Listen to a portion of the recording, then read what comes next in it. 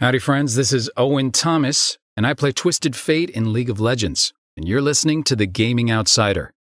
Only 2 jokers in the deck, and I get dealt you. Hey there, Go listeners. On this week's episode, Zack, Alyssa CB, and I are discussing the latest sales model where you can pay some extra dollars to get access to new games a few days earlier than those who don't. In news, Ubisoft had some things to say about players and how they should feel about owning games. You'll also hear impressions from Zack and I about Prince of Persia, The Lost Crown. Alyssa played the 3rd visual novel game in a series called Bahnsen Nights. I played a new game in the 8-bit series called Dead Tomb, and Relle also stopped by to talk about his brief time with the demo for Realm of Ink. This is The Gaming Outsider. Hey guys, if you're in the market for a new gaming chair, I've got a fantastic deal for you. We've partnered with eWin Racing, who produces the most comfortable gaming chair I've ever sat in.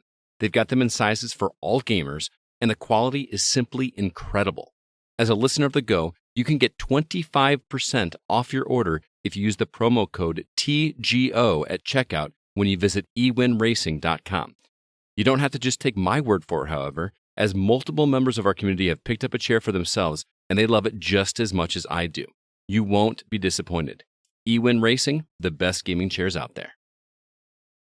Greetings, programs, and welcome to The Gaming Outsider, a video game podcast with a focus on our incredible community, which can be found at thegamingoutsider.com. We also have a community at facebook.com/groups/thegocast, and even a Discord server, and you can find a link for that in the show notes. It is Sunday, January 21st. I'm your host, Scott Clark, and joining me are my friends, Mr. Zack Parkerson. Sorry about the Packers. I'm sorry, too. Congratulations on the Lions. They're playing right now, but we'll see how that rolls out. Sure. We'll see. Miss Alyssa White. Hi. How are you doing? Okay, but like I say every week, better now than I'm with you guys, because you always make me feel better every single week. There you go. Even our next host makes you feel better? Yeah. Even CB makes me feel better. Right. And yes. At first I thought you were going to say even our necks make you feel better. And I'm like, yes, I love all of your necks. Wow, this conversation got interesting. I'm You known have to great do that. necks. Chris, welcome back, man. We missed you last week. Yeah, I'm around. It's a busy time right now. Yeah, I hear you. Well, let's jump right in and talk about the games we've been catching up on. Looks like you finally jumped into Baldur's Gate 3. Yeah, I played for about 14 hours yesterday. Ooh, Seriously? Yeah. In between writing those 2 reviews you still owe me? Yeah. He does a lot of revisions. That's why it takes so long. Well, I will say the game is very immersive to the point that you do lose track of time. Yeah, I mean, I didn't play 14 hours, but 5 hours that I played last week flew by. It's just kind of shocking. Playing my favorite class, too. I don't know what your favorite class is. Paladin? Bard. You're playing a bard even though your character is a bard in our actual campaign? Yeah, because bards rock. Are you December- Are you singing all your sexy party members to bed them? Hey, it I'm woos trying all on a the couple. ladies. I may or may not get burned at some point in time. We love having instruments played at us. So, According to Jacob, because I haven't gotten nearly as far as any of you guys, but Jacob said that everybody wants to do you in Baldur's Gate 3 to like an annoying level. Oh, it's like Alpha Protocol. Yeah. It's like my real life. Everyone wants to bang you to an annoying level. Wow. Congratulations. I had to make a joke, okay? Yeah, no, that's fine. But yeah, I'm playing a drow bard. Okay. So, I just got hit on by a devil. Nice. Is it a devil or is it one of those, like a tiefling? No, it's a full-on devil. Oh, really? Yeah. Okay. So, I'm really torn on how I want to play this story because of certain things that you can do to enhance your character. It sounds like you're dancing around a spoiler for some reason, but I can't tell. Kind of. Okay. I mean, granted, like part of what happens is like within the opening cutscene, but there are things that you get revealed later on, and I'm not sure where it goes. But like, I'm trying to play this character exactly like how I would play it in a real game, right? Kind of what I do. Isn't that kind of like the idea? Yeah, I mean, I'm still being a battle bard, Yeah. so which I love the fact that I can put heavy plate on a bard. So Is that not normal? I don't know. No. Okay. I had to spec into it, but I'm just like, yes, I know you're a barbarian and I know you're a warrior, but I'm going first. All right. Because bards are So you're awesome. digging it, obviously, if you put 14 hours into it in one day. Well, I mean, yeah, I'm digging it, but at the same time, the reason why I love D&D, he's saying a lot. Yeah. well, He's the really reason why I love thinking- D&D tabletop is because you can literally do whatever you want, and This is as close as I feel like we've been in any video game before. yes and no. Like I can't just run up and punch the children. You're upset you can't run up and punch the children? I mean, How often But- are you punching the children in your tabletop D&D games? well, ask Scott. He shoots them. Scott. It was one time, and it was an accident. That's what they all say. Yeah. There was a bush moving, and I fired a shot into the bush, assuming it was an enemy, and it happened to be a child. Oh I did my not God. do it intentionally. Yeah, Savage. well, and now he just runs around murdering bushes, and Yeah. I have a thing against bushes, apparently. you know I've your heard that character's about still you. wearing the shackle, by the way. Just destroying those bushes. Yeah, he eats those bushes. Something's raw, wrong doesn't with he? me this week. Gosh. I'm No, the one that nothing's took wrong it with you. Something's wrong with him. But Scott, you do realize that your actual character's still wearing the shackle, right? Yes, I remember. Okay. Like, you're talking about our D&D campaign that nobody listened to this. Yeah, I anime know, knew but what's going every on. time I can bring it up because I know it bugs your character. Yeah. I got a story I can tell you guys after we're done You recording. guys want me to what tell you happened about last my D&D tabletop game from 10 years ago? Would that be relevant to the podcast as well? Oh, dude, I would love I it. am trying to move past it, Zach. Come on. Alyssa, what have you been catching up on? I'm still playing House Flipper, the Luxury Flipper DLC, and I just got to the, I didn't realize this was a thing, but there is an apartment that is you can obviously tell it's inspired by 50 Shades of Grey. Oh. Yeah. Oh, are you serious? Yeah, the owner's name is Christopher Grey instead of Christian Grey. And he's like, Okay. yeah, I got this apartment so I can be closer to work, and I have a special lady. There's also this secret room that I need you to keep on the down low because, I gotta have my special secrets in there. And I'm like, this is obviously, like, a tribute to, 50 Shades of Grey. I'm like, I'm so, glad you found it. yes, I did. Did you get paid this time though? Well, I haven't last finished week- it yet, but I'm like, he better pay. Well, he might offer other forms of payment. Oh my god. No, he already said his special lady, so he's already, this is He's past the taken- third book. Oh, The third- he's in a monogamous. Don't kinky ask me how I relationship? know it's past the third book. Yeah. There was more than 3 books in that series? No, but No, once you no, get to the there end of is. oh yeah, because there are some from his point of view. But I didn't read those.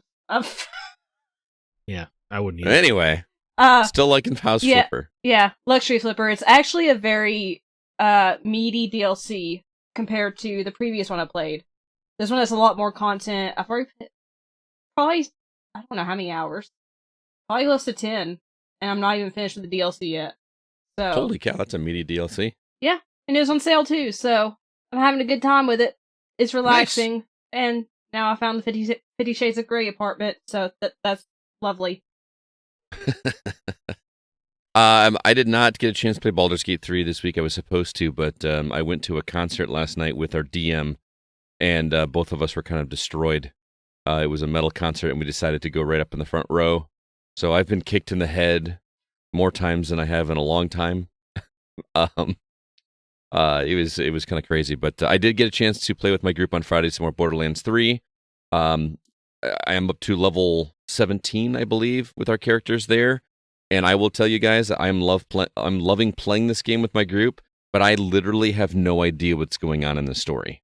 We're to the point where, you know how, Zach, we've talked in the past where if you play a story game with your buddy, we always do the up story, and we all like stop talking during a story.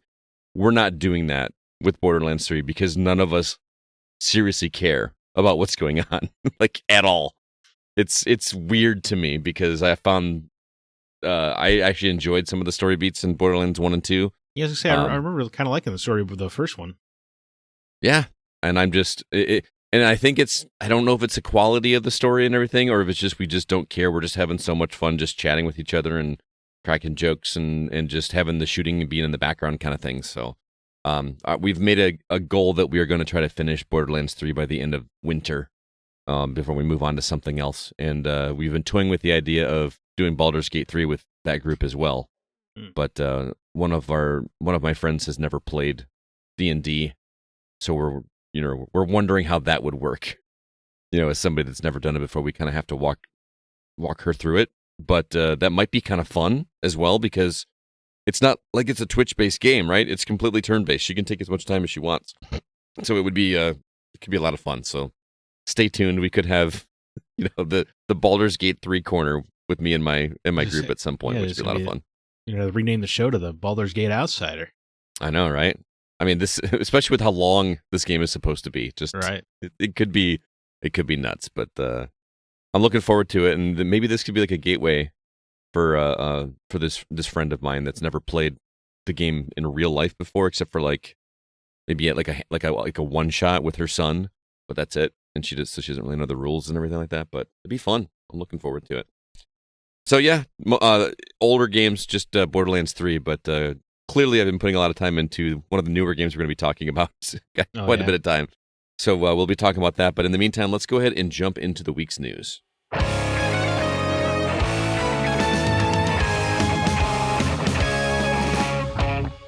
All right, we had the Xbox Developer Direct from January 24th. Lots of interesting things happened there.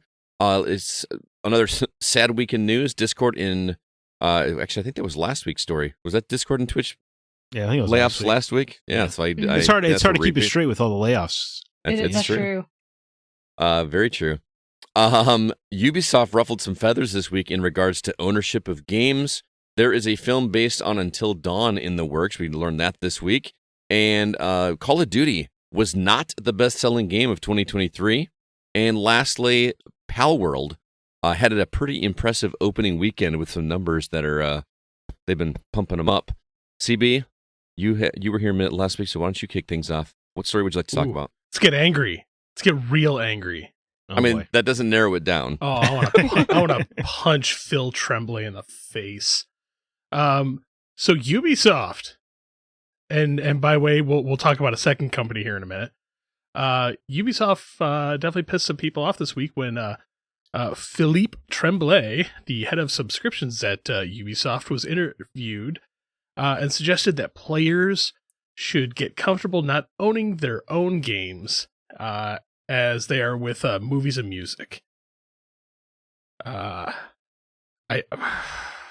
know it's just seething already. Oh, dude, I'm heated. There would be a lot of four-letter expletives here. The idea is that we should accept a subscription model instead of paying for individual games and having access to them forever. As people embrace that model, they should see these games will exist, the service will continue, and you'll be able to access them when you feel like it, he said. First off, Larian Studios isn't having it. Good for you, Larian. Also, a quote from their CEO, Sven, or is that supposed to be Sven? It actually was typed Swen in the article that I copied it from. I triple checked it. Sven Vink. Whatever the future of games looks like, the content will always be king. But it's always going to be a lot harder to get good content if subscription becomes the dominant model and select groups get to decide what goes to market and what does not. Direct from developer to players is the way. Ooh. There's a lot to unpack here because I know that the general consensus here is to feel a certain way about this, but I do see what he's trying to say. I just think he worded it very poorly. No. And came across. No, screw that. This is one of the most outlandish, stupid things I've ever seen. And in fact, Ubisoft stock did drop from this quote. Well, yeah, because it made people angry. Because the way he said it made it sound like people should not be able to own games. The way he said it actually wasn't that bad. In the full quote of the article, the full interview with GameIndustry.biz, they asked him what would need to change to make subscriptions a bigger model. And he explained what it would take, which is that much like consumers did with CDs and DVDs, they would just have to get comfortable with not owning the stuff they're using. So it wasn't like he brought it up. They're not reading the question. Like, what would it take for these subscriptions to increase? Because as Circana was reporting, formerly MPD, only 10% of the games industry's money is spent on subscriptions. Subscriptions are not taking off in video games like they are in other models. And I think there's a lot of reasons for that. But in the actual context of the article, someone who is very much about owning things physically, I was not offended by what the article actually said. It pays to read the whole thing. Yep. Yes, he was explaining. He was answering a question that was asked. Yeah. But the reason why this pisses me off is because it's also piggyback on another news article that happened this week, where Walmart is also removing all physical gaming media. Mm-hmm. I mean, they're not the first. It's already happening at Best Buy. Yeah. I know. Well, that's only movies at Best Buy. Right? No. They're doing games as well. They're phasing out games in the future, but currently it is all physical movies because they've already done CDs. Yeah, I was gonna say, but it's not games yet, is what I'm saying. Yeah. Yeah. Not yet. Well, okay. Like he said, people should be comfortable not owning their movies and music. Hang on. I have a ton of movies right over here and right over here. So I have a ton of physical movies. I physically owned them. They belong to me. Mm-hmm. Correct. There are still people that do go on Amazon and buy physical movies.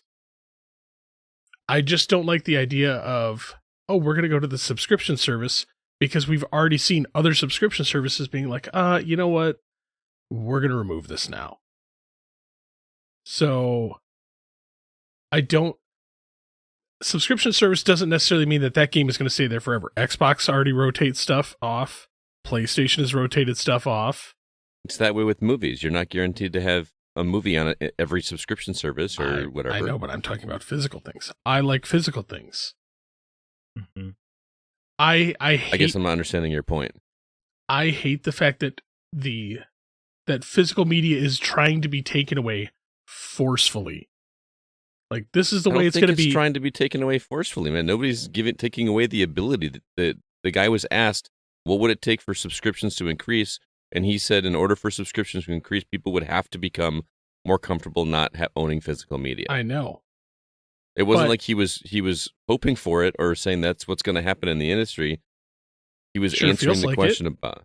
I mean, there was even a part in that interview where he very reasonably talked about how, at least with Ubisoft's content plan, they don't expect people to subscribe and say subscribe, that he fully expects people to do what he does, which is you pay for a month of a subscription fee, get what you want to from it, then you can cancel and move on to something else. If you only care about Prince of Persia, you subscribe for the month, you play it, and you get out. Like, that is the consumer mentality around subscription models, which is why I don't think it works for games, because you can't play more than one. With the length of games, you can't reasonably play more than one a month anyway. Mm-hmm. That's true. So, but to pay $15 to rent a game instead of paying $50 to be able to play it whenever you want, for someone like me, that again, I know you guys like your physical media. I don't care about physical media anymore. I would rather go the cheaper route and get it digitally, because I don't go back to newer games that often anymore. You know what I mean? Like, when I say newer games, I'm talking about the ones I'm buying on Xbox and PlayStation and Switch and stuff right now. Once I beat them, I'm rarely going back to them again. And if I do, I'm okay doing a subscription model for that. Right. Well, for me, I don't the only reason I have Game Pass is because I share with somebody their account. I wouldn't pay for it myself because the pressure of, like, oh man, I paid $15 this month and I didn't play anything, or I got to get my $15 worth. Yes, yeah. Like, I feel like that's just a crushing pressure on a game subscription service versus like a Netflix. But to me, this is also an easier way to do what I used to do back in the day, which was when I did buy physical media, I would buy it and then give myself the pressure to finish it as quickly as possible so that I could turn around and flip it on eBay to make some of that money back in order to put towards my next game. So I was basically renting the game anyway but I was just renting it at my own pace instead of whatever video store rental agreement I signed up for was. And to me, that subscription model is an easier way to do that. Now, I was actually about to do the Ubisoft Plus thing for Prince of Persia, like you were talking, Zach. Yeah. And I was going to be perfectly happy doing that, but because I could not figure out how to get my 2-factor authentication for Ubisoft Plus, and I didn't want to mess with it, I just bought the game. So that's a whole other story. Well, I'm happy you did that because then Ubisoft thinks people want more Prince of Persia. So, I appreciate your sacrifice. And honestly, after playing it, I know I'm jumping the gun here. I am happy to have paid $60 for that game. Yeah. Just spoiler alert, the game is amazing. But Well, I was sitting here thinking about this when this news article broke and then the Walmart thing happened and everybody's like, oh, well, more subscription services. Like the more I thought about it, I really don't like subscription services because it actually affects the companies making the games a lot more than you think. Because instead of them actually selling a copy of the game, they're given a small cut of the game, like just an upfront sum. It's just like if you were selling a script. You write the script, you sell the script. So they get a smaller cut. Right. I would imagine that each developer would have a separate agreement. It's not going to be just a flat rate or but it could be a flat rate and a percentage, or it could be just a percentage. Like everybody gets their own deal. I would imagine. I don't know. But see, there would definitely have to be a change in how that works. Why? Well, okay, so say you just decide to put a bunch of games on Game Pass. Game Pass only costs $14.99 a month. Mm-hmm. Microsoft's going to get their cut. You're going to get, and as it goes down, like, oh, all these agreements, like everybody's like, I've got a percent, I get a percent, I get a percent. Smaller game studios are going to get a far, far smaller percentage. Well, yeah, they were going to sell far fewer copies than the bigger games were as well. Right. That's if you had a take, right? It is definitely a gamble, but I still like Vampire Survivors. Because the money they could have made a lot more. They could have, but they took the gamble because they're selling it at $1.99 on an Xbox platform. They thought, well, there's a good chance that we'll get more money based on this Game Pass deal, right? Like that's just the risk. That's the roll of the dice you're taking. It's going to get more eyes on it if it's on Game Pass than it would have if they tried to publish it or market it themselves. Right? It just and nobody's forcing them to put it on Game Pass. But right, but like Larian refused, right? They talked about how they were offering Game Pass and they turned it down. Yeah, I'm just saying it worries me going forward because as more and more games get committed to these services, the pieces of the pie get smaller. Why does it bother you for games, but you're perfectly fine with the subscription model for movies and music? Really? Honest question. Like, how many subscription services do you think I have? I don't know. I know you have Netflix. I feel like you have Hulu. Nope. Got rid of it. No. HBO? Got rid of it. Are you not going to get Hulu when the Alien show comes out? I actually think they're going to be releasing it so I could actually just buy it. So they don't release HBO shows for purchase until after they've run. I will buy it, but I'm not going to sign up for just that. Oh. Okay. So that surprises me. I've recently gone back to just buying more. Because if you've noticed, like the Vudu account has definitely been acquiring a lot more movies on there recently. Mm-hmm. So I'm just going back to. But they could also pull those anytime they want to. It's true. Yeah, well, but he also still has the physical discs. Yeah. Oh, you're transferring from your physical discs. I thought you can do the disc to digital if you own the digital and the physical one. You can pay to have it transferred to physical. So that's why I have a ton of physical discs still in storage containers. So you're okay paying a fee to take the movie you already own and put it on digital format? Yeah. I'm sorry. All my movies come with a code, right? Nah, not so much, because if you actually read those little codes in the bottom, they actually do have an expiration date. I know. Oh, yeah. I guess I just put them in right away. So yeah, that's what I do. Yeah. Anyway, I feel like we're off the mark here.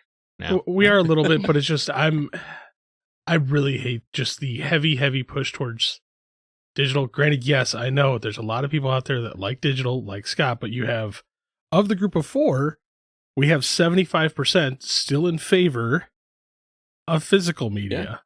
Yeah. I'm not trying to sell you on digital only either. But I'm what just I'm saying for is me there's still a huge market for physical media, but it feels like we're being forced into this. Digital is going to be the way. Like, you can either take it or just not play. That's fair, but I also think that that's not what Tremblay was saying in this article. After Zack put that context in there, which admittedly I did not read that, and I read this article. Yes, so I don't know if well, like yeah, Zack did you said, he in the rest of it, he said there has to be a major change. But then we also have Best Buy getting rid of all physical media, Walmart getting rid of all physical I can't media. find anything that supports what you guys are saying.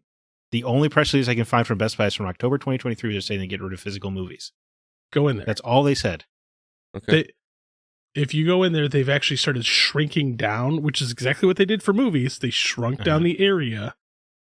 And then they were like, okay, now we're not going to do it anymore. Or you can buy it online through our stores. I mean, I think the reason that that's happening in places like Walmart and Best Buy, and not necessarily for the games, like Zack said, it's not happening at Best Buy now. But the reason that they've gotten rid of selling physical media is because it's not selling. Like, I mean, why would they stock it and keep it in store? Okay. That's the only reason that they would do it. It's not like they have an agenda to be like, we're going to sell what you don't have. If you go into Best Buy, look at the amount of like Switch games that they have. There's barely anything there. I'm talking about movies. I'm not talking about games. I'm talking about movies. But I'm talking about games right now. Right, but my next point was that this is that's where it's going. That's where it's going to, because the video games industry always follows the movie industry in terms of trends. I'm speaking generally, very generally. But like, if it's happening with the movie industry, it's probably going to happen with the games industry at some point. Well, I don't necessarily, if I may interject, I don't. Yeah. Because streaming isn't taking off like it is for other industries. So it didn't take off quite. It took a while for it to take off too, right? The subscription model was a disc-based system with Netflix when you started. Yes, but streaming was quite accelerant, and it is not in games. Well, it's also a lot more.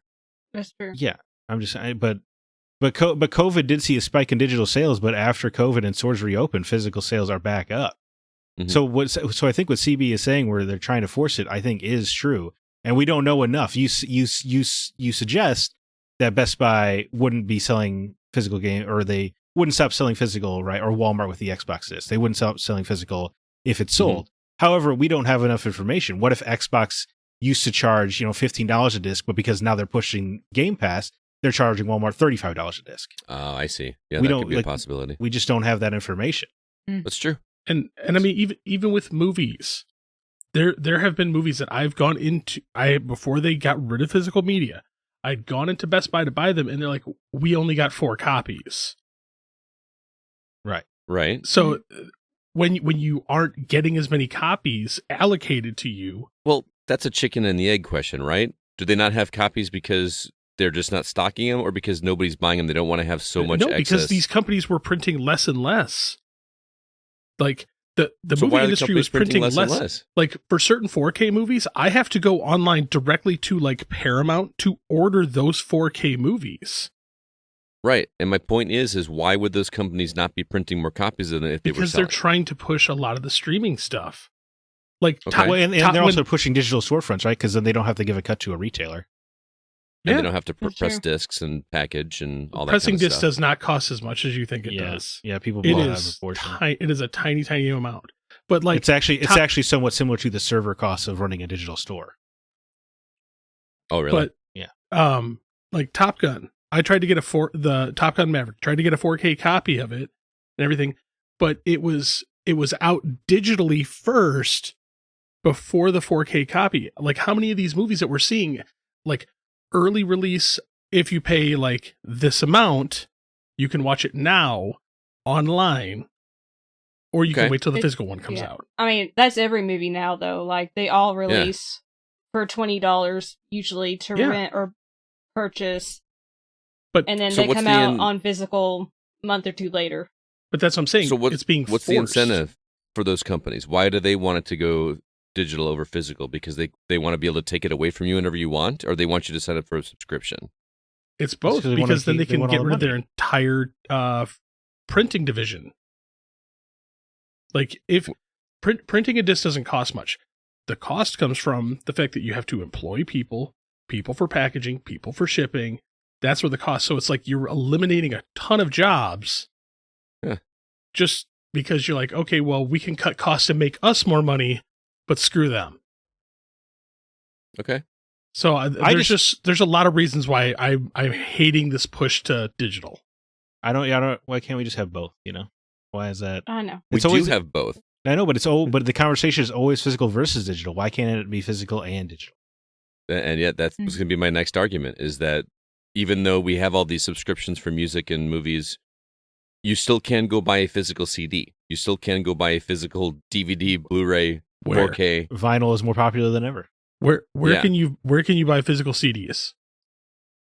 Amazon? Now, if you're a K-pop fan, Walmart has you covered with Let's those say the Square CDs. Enix store. It's got the Asian retailers. They got CDs coming up the yin yang. I feel like K-pop is sustaining the CD industry right now because that's all there is at my local Walmart in and country music. Redneckville, Alabama. I'm like, who's buying these? No one. They're just sitting here, but that's all they have. It's just K-pop. The Walmart up the street from me and just has like vinyl. I know. Vinyl now. Like they don't even really have CDs anymore. It's just vinyl. I can't tell you the last time I saw somebody play a CD, play a song on a CD. It's been cars don't even years. have CD players anymore unless you pay like an extra $800 to have a CD player put in. Yep. Man, my car is so old it doesn't have a CD, but it has a tape deck still. Mine has a CD player, but it's 20 years old now. All right, well let's move on. I feel like we talked about 20 minutes on this one topic. I can't believe I had to defend the head of subscription somewhere. That's I know. That's I don't like very that at all. out of character. No, but it also speaks to I read the article and I did not pick up on that. I feel like the article I read was making it sound much more nefarious. You had than to click on a hyperlink inside the article to get to the other interview. So you have to show the actual interview on Game Industry Up is because everybody summarizing the interview sure didn't seem to read the article either. Yeah, but you're not going to get as many clicks and comments that way, true. I guess. If you actually, or maybe that was the intentional. Truth. Yeah, maybe that was intentional. Very frustrating. All right, Zach, what other story would you like to discuss? Oh boy, it's caught off guard. I'm so fired up with this. You know what? I'm gonna make it exciting and jump over the Xbox Developer Direct that happened the other day because I think this is the best format for announcing new games. I love this thing. We actually get. I didn't actually watch it live, but I appreciate it. Yes. Yeah, I like going to the studios and people getting to pitch their own games and stuff. It's really nice. It's just a little bit of that E3 energy. Mm-hmm. Where developers had to go on stage. But yeah, we saw Avowed, some more of Avowed. We saw unbelievably some more of Hellblade 2, man. So weird. And there's a release date. Yeah, that's true. Finally has a release date, May 21st. Visions of Mana made a surprise appearance. Square Enix showing up. I thought that was kind of interesting. Yeah. So clearly Sony's not buying Square Enix. No, but the Visions of Mana really felt like Xbox is so desperate for Square Enix attention that it would take anything. So here's a 15-minute showcase on Visions of Mana. 15 minutes. That sounds right. Maybe I'm exaggerating. Probably 10 minutes. Aura there was a cool guy had like leather top to bottom though. Whoever the character designer, that guy looked cool as hell. Aura History Untold was showed, but really I guess what we're probably going to discuss the most is Indiana Jones and the Great Circle. Yeah, no offense to the other games, but this is why I watched this thing. Just to see this trailer. I mean, I'm happy to get a release date for Hellblade 2, and I also really like that they just straight up said it's the same length as the first game. That they let us know that. It's a pretty short game, wasn't it? 12 hours? I think it was 6 hours. The first Hellblade. It wasn't long. I thought it was 6 or 7 hours. I think it was 8 if you do almost everything. Oh, okay. So I found it a little bit surprising just because of how long it's been in the oven. Yeah. I guess I was kind of expecting a 20 to 30 hour Nordic epic of some sort. By the way, somebody corrected me on social media because someone asked if that was supposed to have been a launch game for Xbox, and I said I thought it was. But someone told me that no, it was not supposed to be a launch game for the They showed series. footage for it before it released, but I don't know if it was ever announced to be a launch title. Oh, Hellblade 2? There was a lot of rumor that it was going to be a launch title, but it was never confirmed. Yeah. Okay. I was wrong then. All right. Anyway, Zach, you're a massive Indiana Jones fan, so what did you think of this trailer? That's true. Yeah, I think anything on the box that says Indiana Jones, I'm there. I was, of course, like a lot of people, dismayed to see this was first person at first. But as the trailer went on, I'm too biased. I can't help but be excited for a new Indiana Jones thing. And shout out, I could not, when I was watching the trailer, I was like, dude, whoever's doing this voice is doing a hell of a Harrison Ford impression. Right. And then to learn it was Troy Baker. How? It doesn't sound like him at all. Like I had to rewatch the trailer a few times, and try to listen to Troy Baker. I'm like, okay, there's a little bit of Troy Baker here, but I did the same thing. Man, he's doing a very good Harrison Ford. It is such a good impression. And it's not forced. It just feels very natural. Right. When I think this is the best way to do it, because obviously you can't have Indiana Jones look like anybody but Harrison. Pry that fedora out of his cold dead hands. Yeah. I'm like you that I wanted third person, but the more I think about it, I'm actually kind of glad it's staying in first person. Hear me out. Right. Because I don't want another Uncharted. Or I did. That's exactly what I wanted, by the way. Just straight up Uncharted with Indiana Jones. Okay. See, I just want another Uncharted, but I don't want Uncharted to be, you know what I mean? Well, I think it's just because Uncharted is so, legally distinct Indiana Jones already. Mm-hmm. It's like, hey, if Indiana Jones wants to circle back and take a little bit of Uncharted energy, I'm fine with that. Yeah. I will say I had the theme song in my head the rest of the day after watching this trailer. Just couldn't help it. It was there. Very pumped. We don't have a full date. It just said sometime in 2024, right? I don't think so. No way. I don't think so either. No way. It's John Williams, so those themes always live in my head. Right. Yeah, they do get stuck in there. Yeah. Ultimately, machine games I trust, by the way. If it was any other first-person developer, I don't know, it might be a little more iffy. But these guys have a certain feel to the way they do first-person, and their storytelling has been great so far, right?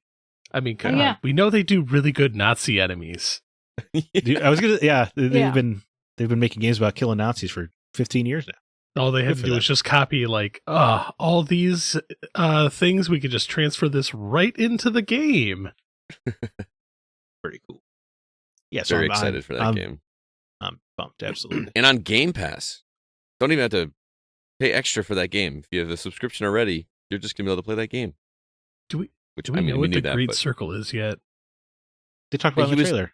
Yeah. Okay, because the trailer I watched, I watched this yesterday for the first time because I had finally sat down, and the trailer I watched was all in Spanish because I couldn't find an English one for some reason that worked right. Well, he still draws the Great Circle in the trailer. Yeah. Again, when you're watching something in Spanish, just looking at the pretty, sometimes you don't get the context. Find an English version of the trailer. Because unfortunately, when you're using wait, did you say yesterday? Did you say yesterday? Yeah. Because I wrote this format on Friday. No, I understand with a link in it to the trailer. I don't always look at your format to find my news. So you went and found a Spanish version of the trailer instead of giving the information I gave you. When I'm stuck at work and have access to things, unfortunately, hospital Wi-Fi blocks a lot of things. This sounds like my dad. I'll catch him watching a movie, and he's on HBO Latino, but he doesn't realize it. So he's just sitting there watching a movie in Spanish. He doesn't know Spanish. I'm like, why are you watching this movie, Dad? He's like, why? I'm like, it's in Spanish. He's like, what? So my dad can't hear well, by the way. You say your dad's got bad hearing. He has to wear hearing aids, yes. Does he put the subtitles on at least? He hates subtitles, so he will not watch. So he's just sitting there watching a movie, and he doesn't understand Spanish, but he thinks they're speaking English.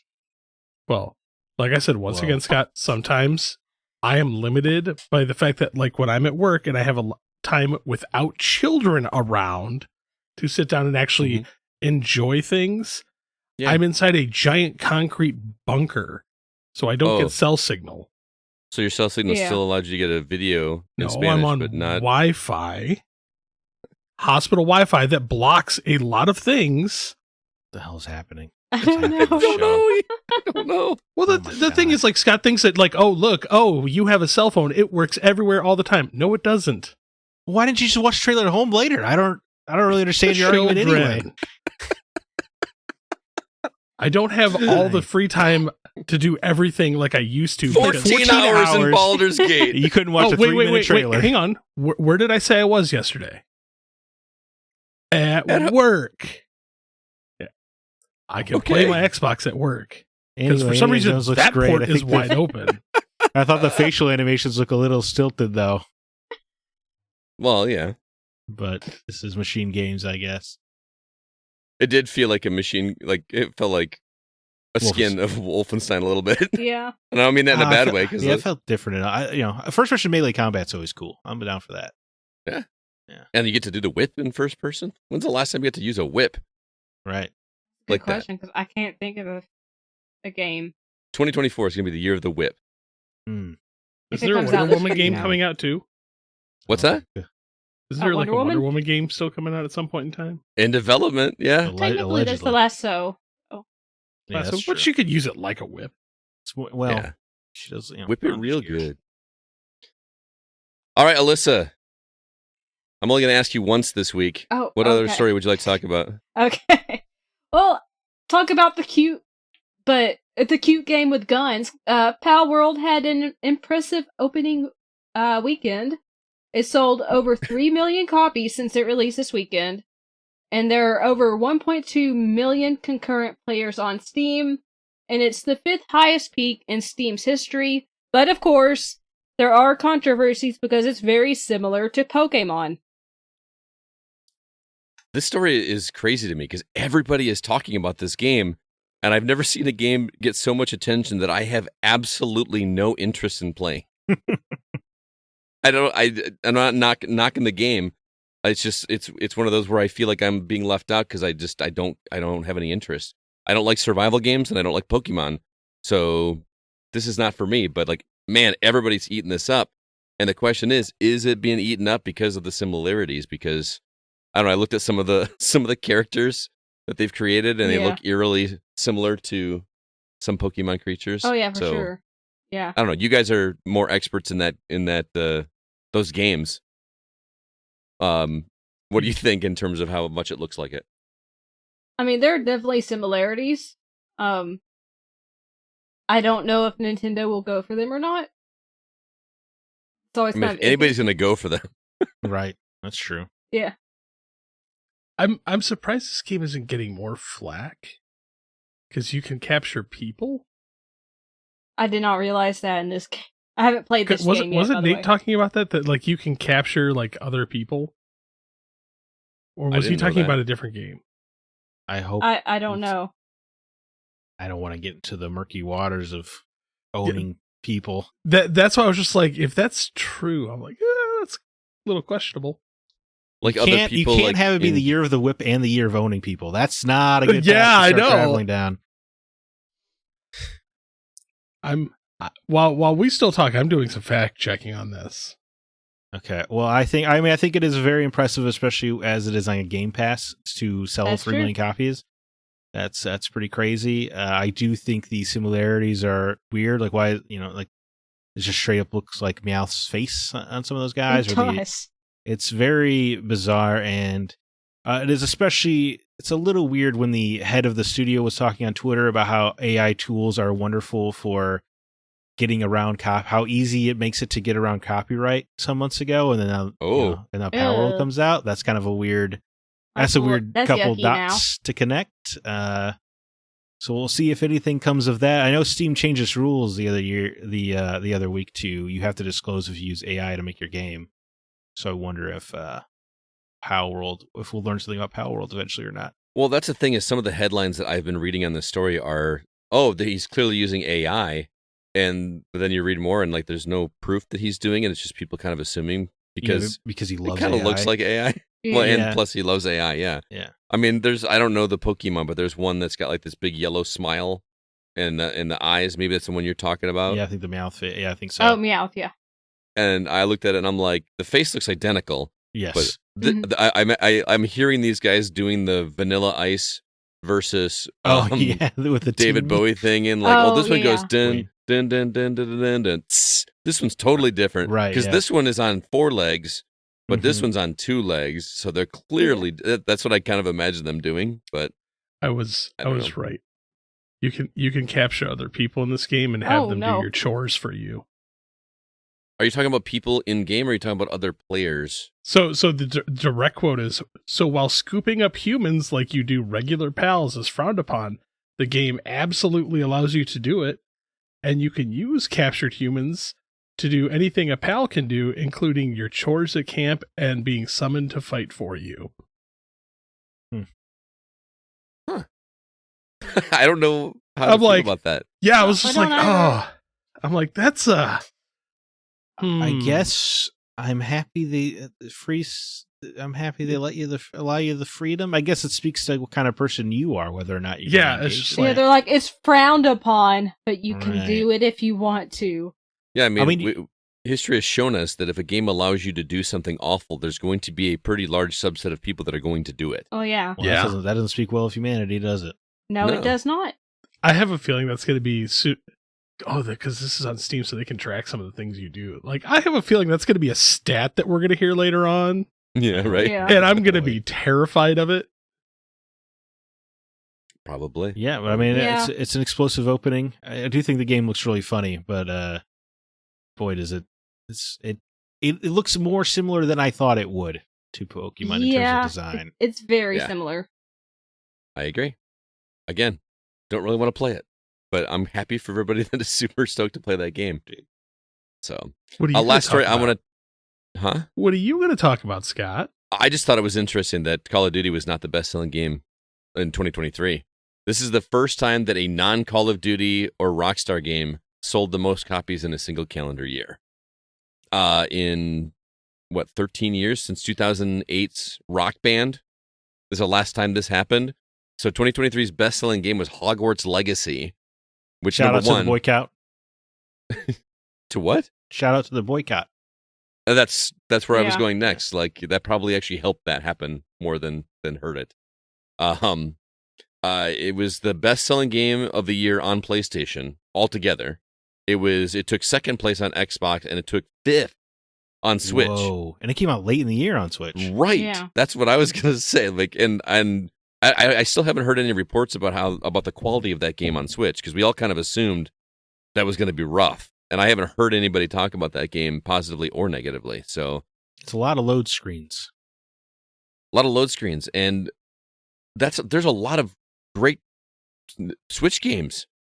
I mean, Right. Oh, they came out this year, I yeah. could probably think of 10 Switch games that I would have assumed would have sold more than Hogwarts Legacy, with a game that came. Was it like November when that Right. game finally Yeah. released? Yeah, it was.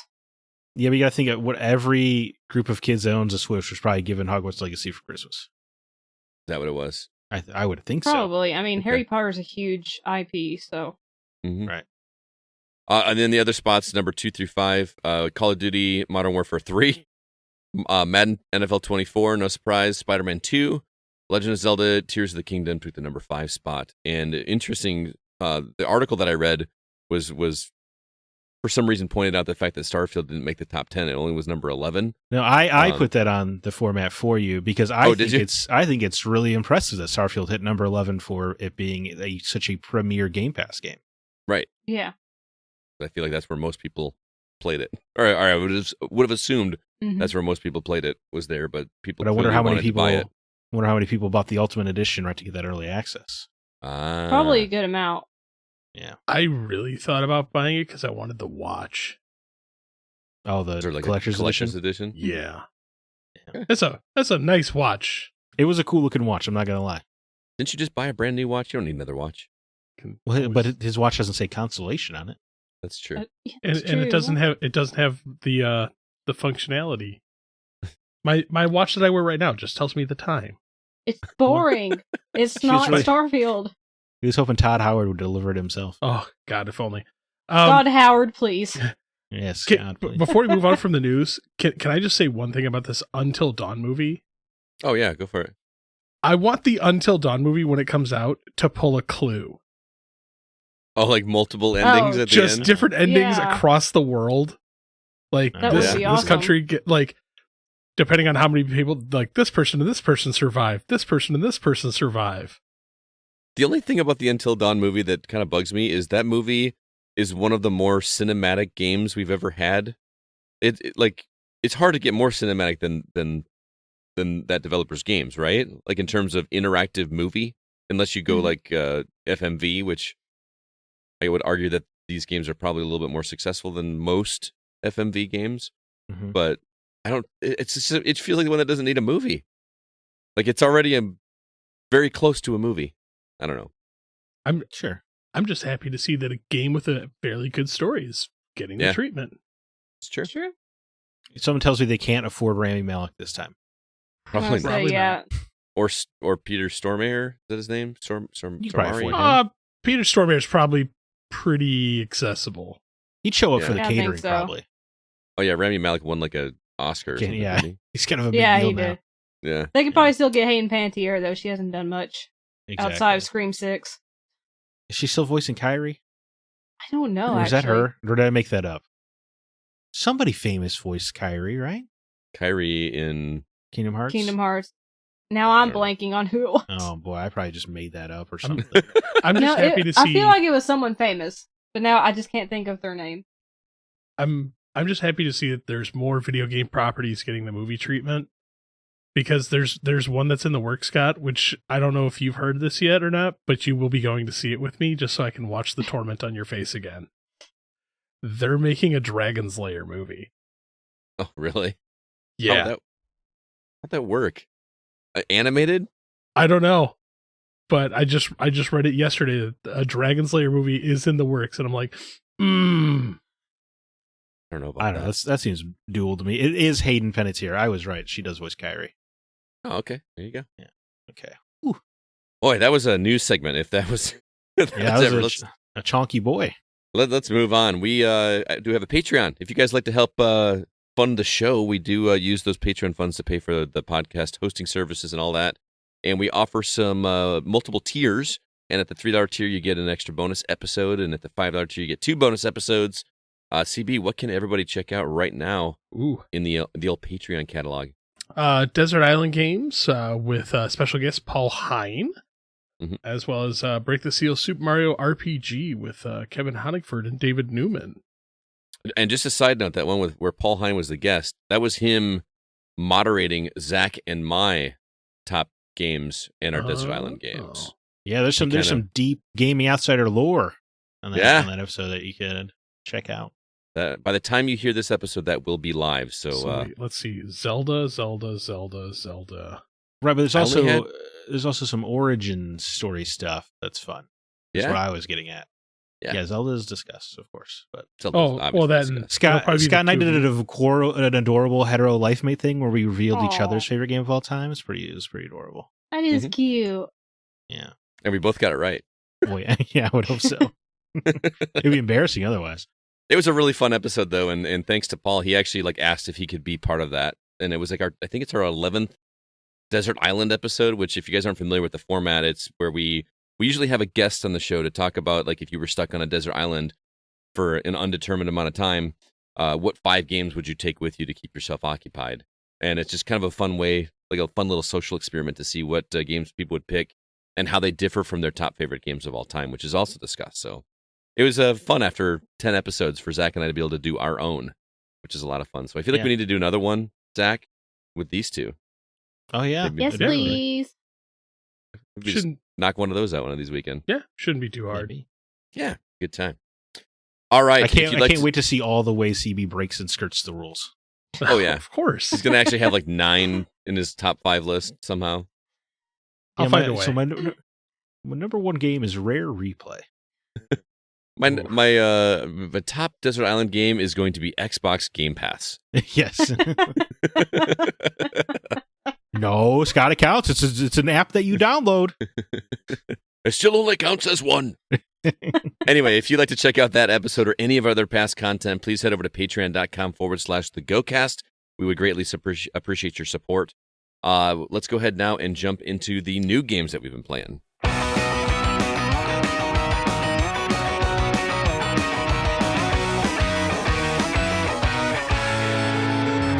All right, Zach, anything new on the horizon that I can avoid because I'm obsessed with playing the game I'm playing this week? Yeah, starting off the week is a game that is locking New Game Plus behind a $15 DLC, Like a Dragon Infinite Wealth. coming to PS5, PS4, Xbox Series consoles, Xbox One, and PC January 26th. I'm sure that won't be a trend we regret. Terrible. Tekken 8, the next entry of the fighting games, comes to PS5, Xbox Series consoles, and PC January 26th. FPS game Witch Rise, which is FPS with magic, boomer shooter style. Go to PS5, PS4, Xbox Series consoles, Xbox One, Switch, and PC January 26th. Darklight comes to PS5 and PS4 January 30th. I thought this one was interesting. BlazBlue Entropy Effect comes to PC January 31st. That is a spin-off of the fighting game franchise, but it's a 2D action roguelike. Song of Nunu, a League of Legends story, makes its way off of Switch and on a PS5, PS4, Xbox Series consoles, Xbox One, January 31st. And then major JRPG Grand Blue Fantasy Relink comes to PS5, PS4, and PC February 1st. CB of this list, which game excites you the most? Pretty much none of them. Though if I had to pick, honestly, I have been like itching to play some Tekken. Oh. Really? Yeah, dude, it's been a hot minute since I've played some Tekken, and I can't tell you the last Tekken I played. Like Tekken 3? I think Tekken 5 for me. Yeah. So yeah, it's been a while, and I liked the early Tekkens with their clunky controls. And I used to love Tekken, the original Tekken. Tekken 2 was where it was at for me. Yeah. Yoshimitsu was my favorite character. Little cyborg samurai guy. Oh, he was so cool. What about you, Scott, on this list? Obviously, I assume you're going to just ignore everything. I am, but I haven't played a good old-fashioned boomer shooter in a while, and Witch Rise sounds interesting. So I'm going to say that, but it's not going to happen. I'm going to be direct with you. Okay, Alyssa? I'm probably not going to buy anything on this list, but Song of Nunu looks really, really adorable. Gorgeous visuals, too. Much like the rest of you, I will not be playing any of these games. But it would be Witch Rise if I had to pick one. Simpatico. This looks fun. So, Zack and Scott, you both have been playing Prince of Persia, The Lost Crown. I know Zack was highly anticipating this game. Scott, you were looking forward to it as well. Mm-hmm. I know you both have been thoroughly enjoying it. So, as someone who has never played a Prince of Persia game, I'm curious. Does this seem similar to previous entries? Is this its own thing? Would someone like me enjoy it? I'm going to let Zack answer this question because he has much more history with the series than I do. And I feel like that would speak to his heart more than mine. So go ahead, man. Oh, tricky question. It in terms of like the actual, I guess the gameplay meat and bones, it is not, like the structure of it is not similar to any other Prince of Persia game. The kind of gear-gated nature of it. Mm-hmm. But in terms of, it gets the feeling right in that it is, it's puzzle-oriented. It is really emphasizes difficult and tricky platforming. Where you're trying to dance around these traps. And most importantly to me is that, if you touch any of these traps, it basically resets you to the beginning of the platforming section. Mm-hmm. Because, back in the original game, if you messed up, it was an instant death. and so it carries through that spirit in a less mean way. It's opinion. like Super Meat Boy style. Oh, okay, gotcha. Yes, yeah, that's a great comparison. I didn't even think about that. That's a good, or Celeste or something like that. Yeah, and some of the traps remind me of Super Meat Boy screens. Those spinning blades and stuff are nuts. It's pretty gnarly in terms of what it's asking you to do, which I loved. Mm-hmm. And because you don't have an instant rewind power like you did in the Sands of Time trilogy, so you actually really have to be on your game. Mm-hmm. So no, I would say in terms of structure, it feels entirely new, which is kind of what I wanted anyway. Because I mean, I love how linear the Prince of Persia franchise has been until now. But it was exciting to see something fresh after all this time. And I want to talk about the character. You play as one of the immortals. His name is Sargon, and one of the coolest characters I've seen in a video game in a while. Yeah, he's awesome. I am not one of those guys that ever really cares about skins of characters, because in this game, you one of the hidden things you can find by exploring is these different skins that you can use to make your character look a little bit different. And I usually just don't care. I just find one that looks cool and I stick with it. And in this case, I did that, but I was so stoked when I found the one that I did. Zach, I don't know which one you've landed on, but I landed on this skin that basically turns Sargon's skin to like this reddish color, and it turns his hair like this silvery thing. It looks so freaking cool. I really like his character, just how no nonsense he is. Like, there's no fluff with him. He's very straightforward. Yeah, Tries to plead his case with what's going on, and I just really like him. A little bit cocky as well, Mm-hmm. which is fun.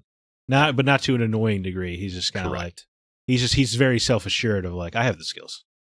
Yeah. And, He's like, and speaking of, go ahead. No, go ahead. No, go ahead. I was just going to say, speaking to the character, the story is surprisingly more fun than I was expecting. I usually don't expect the gear-gated games to have this. I'm not going to say it's like a super deep story, but it has some fun surprises that I did not see coming. Yeah, there are several twists and turns I did not see, and that carried through almost to the end of the game. I was still being surprised by twists and turns. Wait, you finish it? I did, yeah. Oh my goodness. Well, because, I had most of the week off of work because of the ice storms raging America. Mm-hmm. I feel you on that. So we didn't, because I work in a warehouse, but no one would deliver any of the product we ship out, so there really wasn't anything for us to do. Right. So I got a lot of time at home, and then shout out to Ubisoft coming through with the code, so I got to play it. I didn't have to. I got to be able to play it early instead of trying to wait for my physical copy, as it were. So I just I really tore it up. Not only did I beat it, Scott, I got the platinum trophy. Wow! Oh my goodness! I played the absolute hell out of Prince of Persia: The Lost Crown. Well, what's funny is, like, we were comparing notes a little bit with the when you pick your file, it shows you how long you've played the game and what percentage you were through. Mm-hmm. Zach is much more meticulous in going and searching for everything in this game. I thought that's kind of surprising. Yeah, I don't know why. I just because I'm usually that guy that goes through and searches everything. Mm-hmm. So especially in this genre. Well, and I think that speaks to the pacing of this game, because in most gear-gated games, I find myself, and I want to talk about the game because I am absolutely in love with this game. I always find that I hit a wall where I don't know where to go next, and I have to explore naturally just to figure out what to do next. And in this game, it was always clear. Now, granted, the game lets you choose whatever difficulty you want, and not just a difficulty setting, but it's very versatile in how difficult you want to make it be for different reasons, which is another plus. And so I have it set to where it gives me waypoints. And Zach, I know you did not do that. Correct. And I don't even know if I need that, but because I had that on there, I found myself just going towards the waypoint instead of just exploring every nook and cranny like I normally do with these kinds of games. So part of me wonders if I made a poor decision doing that, because it is so much fun to explore this game. As soon as you get something new, all you want to do is go back and just cover the entire map all over again and discover every place that you've not been before. Do you agree, Zach? Yeah, of course. Yeah, I mean, I explored clearly you did it all. Yeah. No, I agree, and I think I'm not quite the expert on the genre that you are, so I would love to hear how it stands up. But for me, a lot of the upgrades you get were, you get the traditional like double jumps or whatever, but a lot of them were a little bit different, like a thing you can throw and kind of teleport to where you throw it, sort of thing. Mm-hmm. So the abilities were exciting because they were a little bit unexpected.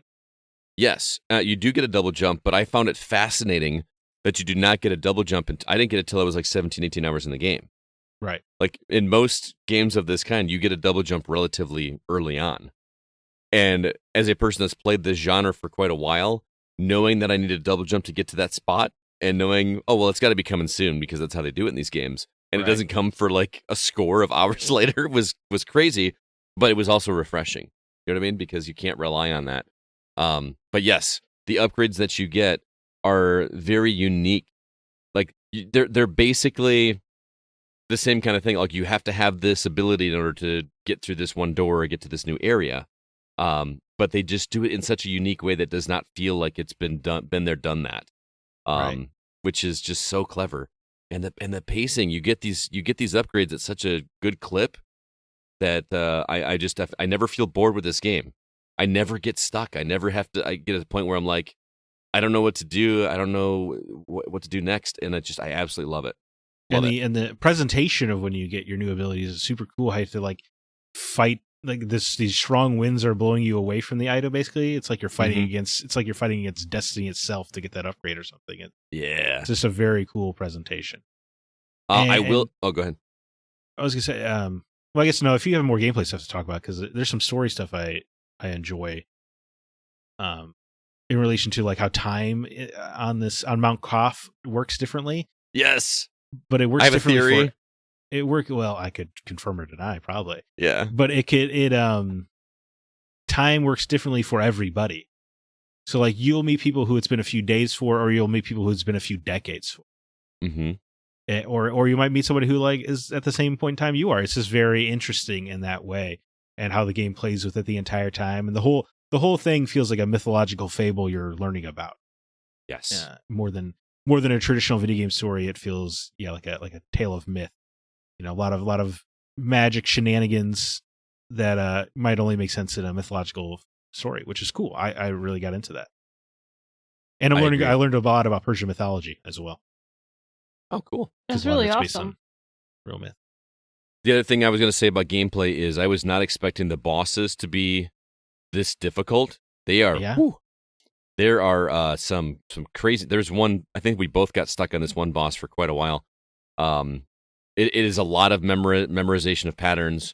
A lot of they do the Zelda thing where you really need to use the abilities that you've earned in those boss battles.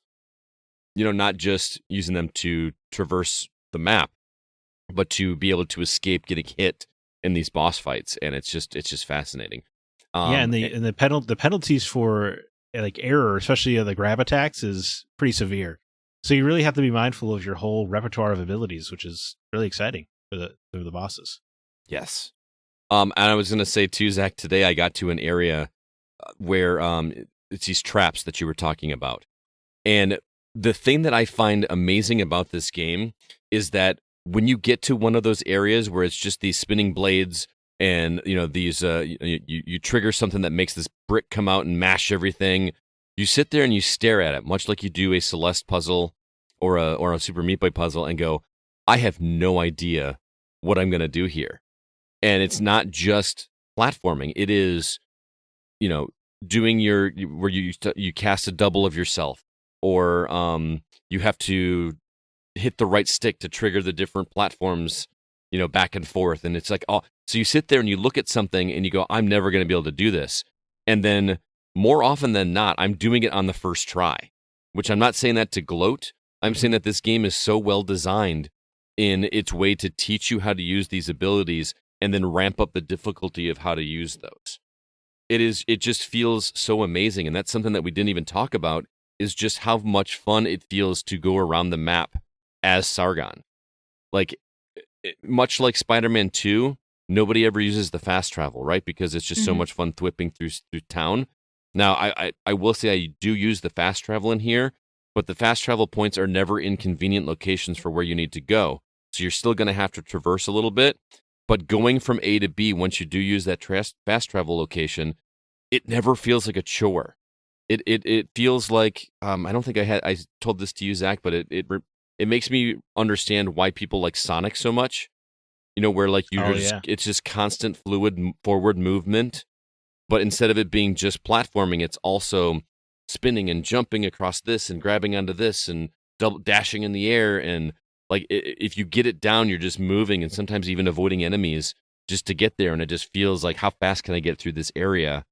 And it feels awesome. Right. And the traps are always there, so you can never just rest on your laurels. You have to actually be responsive and stuff. Yeah. It's a great deal of fun. No doubt. Yes. And I know it. Oh, go ahead. For life, and for a lifelong Prince of Persia fan like myself, it all still feels like Prince of Persia, even though it's a new genre and a new character and a new setting and everything. Mm-hmm. But just the way you have to use your brain and your reflexes together like that, or they have a lot of brain teasers, especially in the side quests, that you really, I don't know, you're always combining your dexterity with your ingenuity and excitement. Yes. There was one puzzle that I solved a couple days ago with the statues. If you know what I'm talking about, there's one where you have to read this text that gives a poem, and what a cool puzzle. I thought that one was really neat. or the one where it was like a 3x3 grid of the blocks that push out against you. Oh, and you have to find like in the other room which ones they do, and you have to use your teleportability to have the one, and then get. Oh, it feels so satisfying when you solve those puzzles. Almost like that satisfaction you get from completing a portal puzzle, where it's like I figured out how to do this a different way than game design, but clearly that's not what it is. You know what I mean? Yeah, and I feel like unlike a lot of modern Ubisoft games, it's respectful of the player's intelligence. It's never going to solve anything for you, and even and you have the waypoints or whatever. But even when you have those turned off, they still give you like the smart quality of life things. So it just always feels like it's respectful of your time and your abilities and stuff. Like all the shopkeepers are still marked, even if you have the exploration mode on. Mm-hmm. And that's just nice because, if you just want to go pick up something from the scrap real quick, it's nice to not be irritated trying to remember where he is. Mm-hmm. But then, it just, it's great. It's an amazing game. We didn't talk about like the big thing that everybody is talking about in terms of quality of life for this game is the ability to take a screenshot of an area. Oh yeah, I heard about that. Which is like, why has this not been a thing in the past? And it's really handy. And what's interesting is you have a limited amount of times that you can do that. So if you come across an area, like I was talking earlier, that I know I'm going to have to use double jump here. I don't have it now.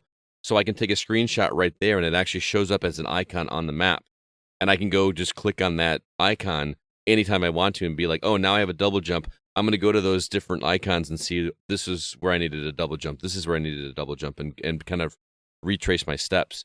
It's really clever, but at the same time, if you're also super meticulous, you almost don't need it because you just go to everywhere on the map that's not covered. Right.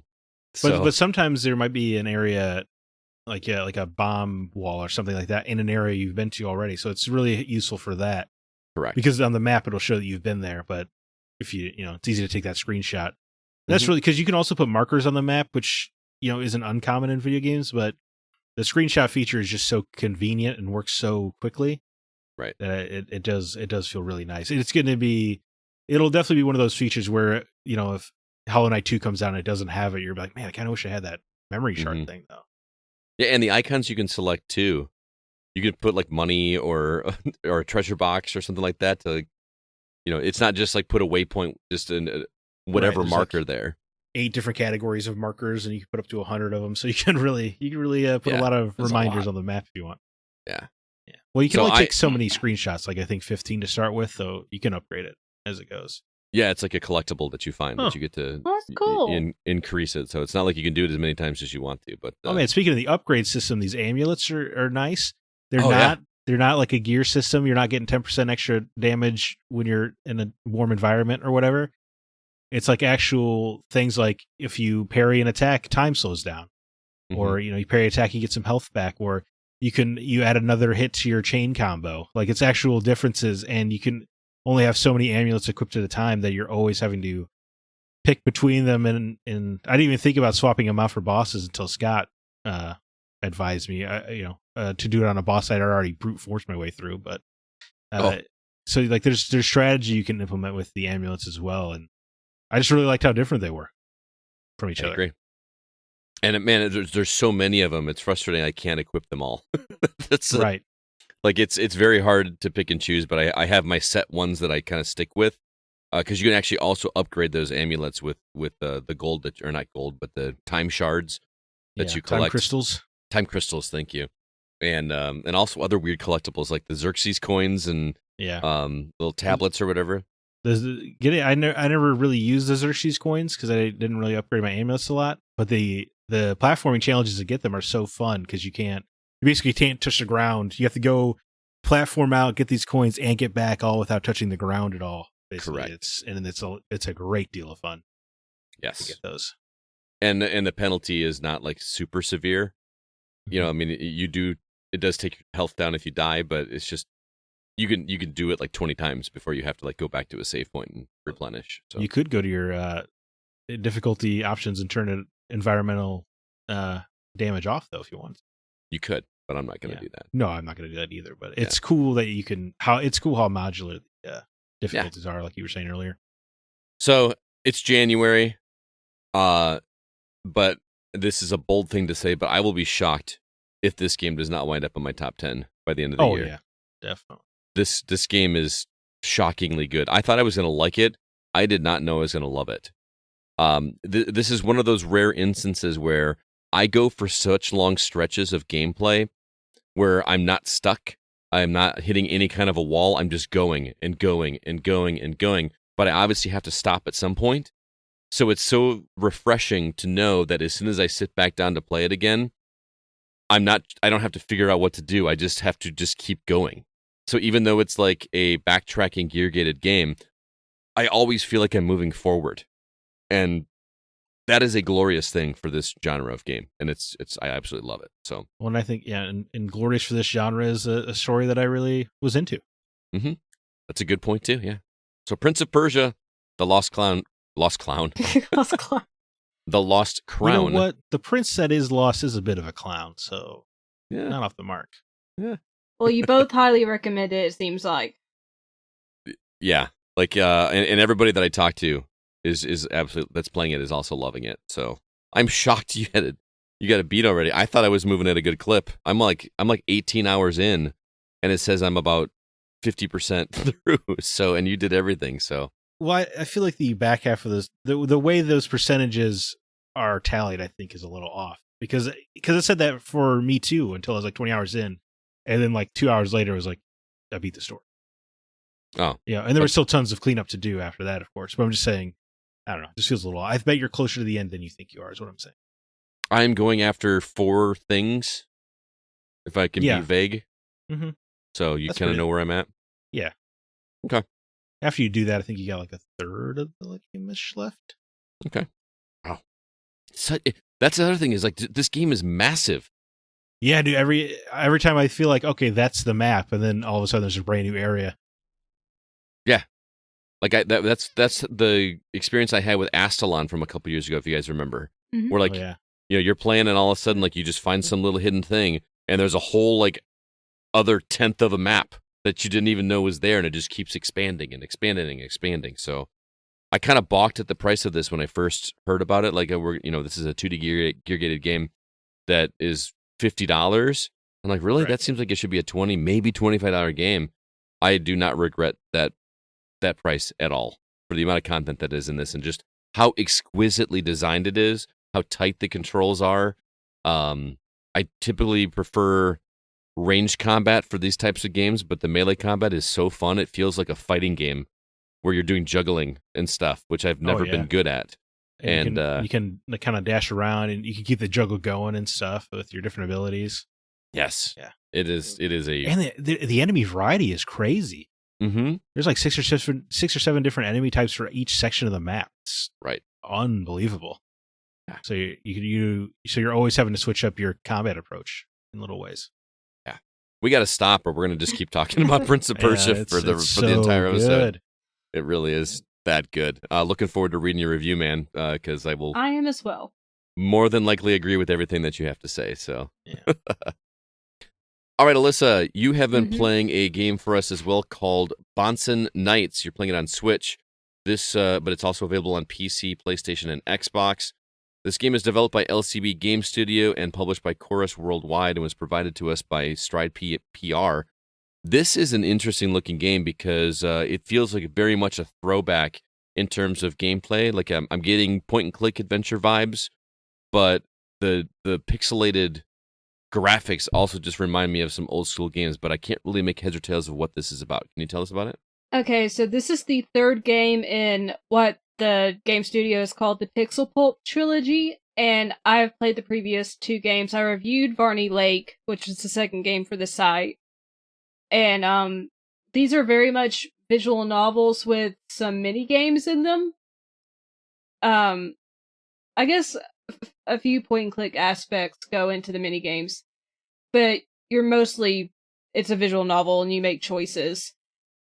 This game in particular, the story revolves around your character Boulder, and he is an undercover detective that has joined a cult called the Bahnsen Knights, and he's trying to find his long-lost friend. Because his friend was investigating this cult, he disappeared. So the story is just revolving around you trying to find out what happened to your friend, but also you're doing activities with the cult, you kind of see how messed up it is and how people got wrapped up and brainwashed in this cult as well in the story. So it's very much in line with the previous games because the first game was about Mothmen, the second game was about a vampire, this is about a creepy cult. So these are all horror-based games. You can play them standalone, but they do have connective tissue with each game. So if you've played the previous ones, you'll recognize certain characters or references made, but you don't have to have played the previous games. I really love this one. It also very short. I finished it in roughly an hour. Wow.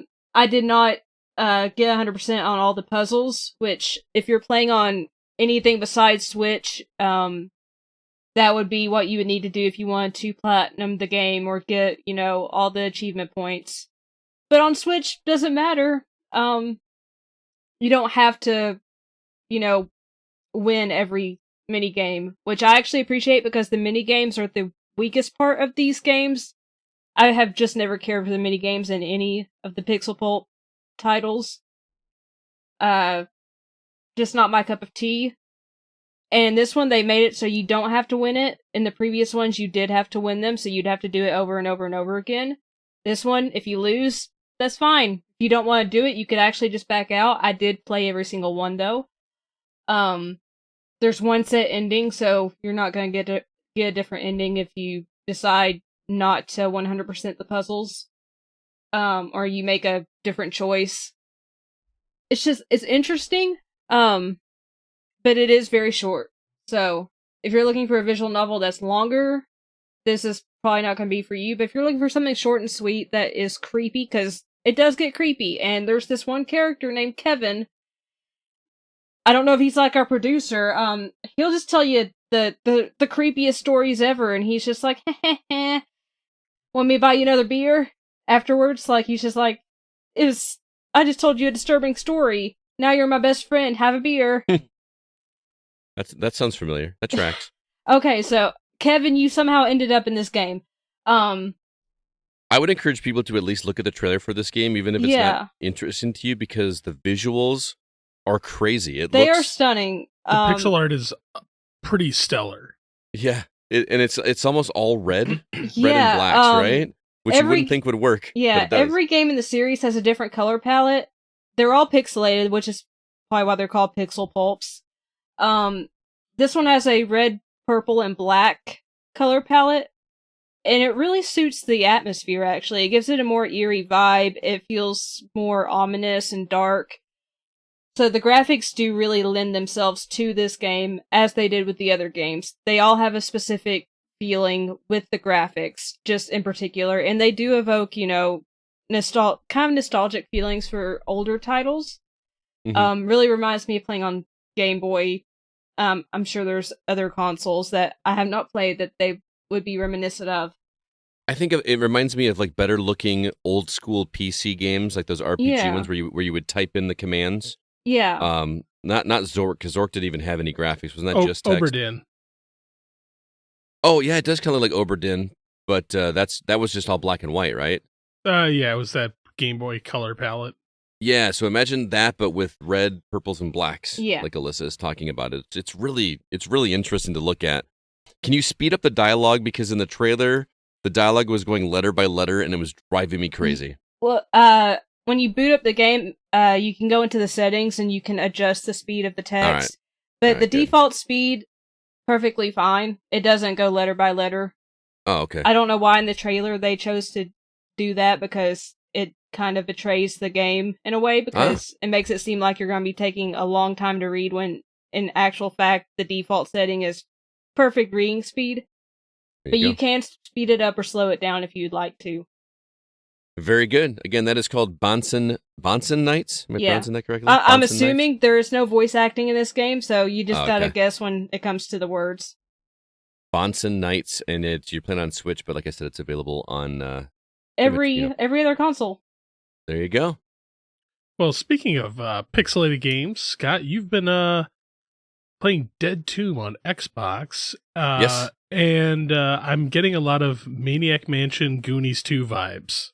There you go. Yes, this is from 8-Bit Legit. If you remember, Oh yeah, the company that did games like Nescape that I talked about before was like an 8-bit escape room, and what's the you've got one as well, don't you? Dungeons and Doom Nights. Full Quiet. I was yeah, gonna say Full Full Quiet. Quiet. Yeah. So, but the developer is Megacat Studios and Retrotainment Games, and I'm playing it on Xbox, but they've also got it on Switch, and you can actually even buy a physical NES cartridge of this game. And it's a point-and-click adventure. I feel like this is the second point-and-click adventure one I've done like this. But it's all done in the 8-bit style. It takes place in the future. You're on a spaceship, and you're traveling through time, and you're trying to visit some time period, but you accidentally wind up in ancient Egypt, and you land on top of a pyramid, and your ship is damaged, and you need a diamond in order to be able to fix your spaceship. So you have to go through this Egyptian pyramid to find a diamond, bring it back to your ship, and then the game's over. But it does it in that classic point-and-click adventure style where you come into a room, you click, and you've got all the options at the bottom, like use, pick up, or push, that kind of thing. But then this one adds different things like, oh man, I can't even remember the name, which ones they are now, but they're more unique words that you wouldn't have, that you don't normally see, like in the old Monkey Island games or anything like that. It is a difficult game in terms of trying to figure out what you're supposed to do, because some of the things are very trial and error, because you can die in this game. So for instance, there's a snake. And if you, what's the one there's something where if you do something, it will poison you and you will die, but there's an antidote that you can find, and if you take the antidote, you still have to do the thing that normally would have killed you, but now because you've taken the antidote, it doesn't hurt you. You're actually fine.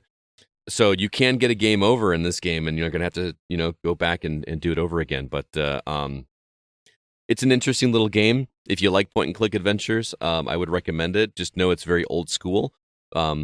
It's pretty short if you know what you're doing. Took probably about half an hour. But again, that's me knowing what I was doing as opposed to having to figure out a ton of things. So there's also tiny little cutscenes, and by cutscene I mean just like a still image when you go from room to room, because they do like an overworld map of this. There's a pyramid, and then they have the tiny little rooms, and you can kind of see you pick which room you go next to, and some of them take you to a tunnel that goes you up to here. It's pretty clever. The music is great, and the puzzles are clever. I will say, I hope they continue with these, because for an NES lover, I love the fact that they keep doing different styles and bringing more of these back. Yeah. I'm actually interested in the other one. What was the one you mentioned earlier? Full Quiet or Dungeons and Doom Nights? Dungeons and Doom Nights. That one's a hefty boy. Like in terms of it's a long game? Yeah, it'll take you a bit. But there's a lot going on in that game too. Like it's just kind of crazy. So yeah, reminds me of Fact Xanadu a little bit with some of the combat and everything. So yeah, again, that is called Dead Tomb.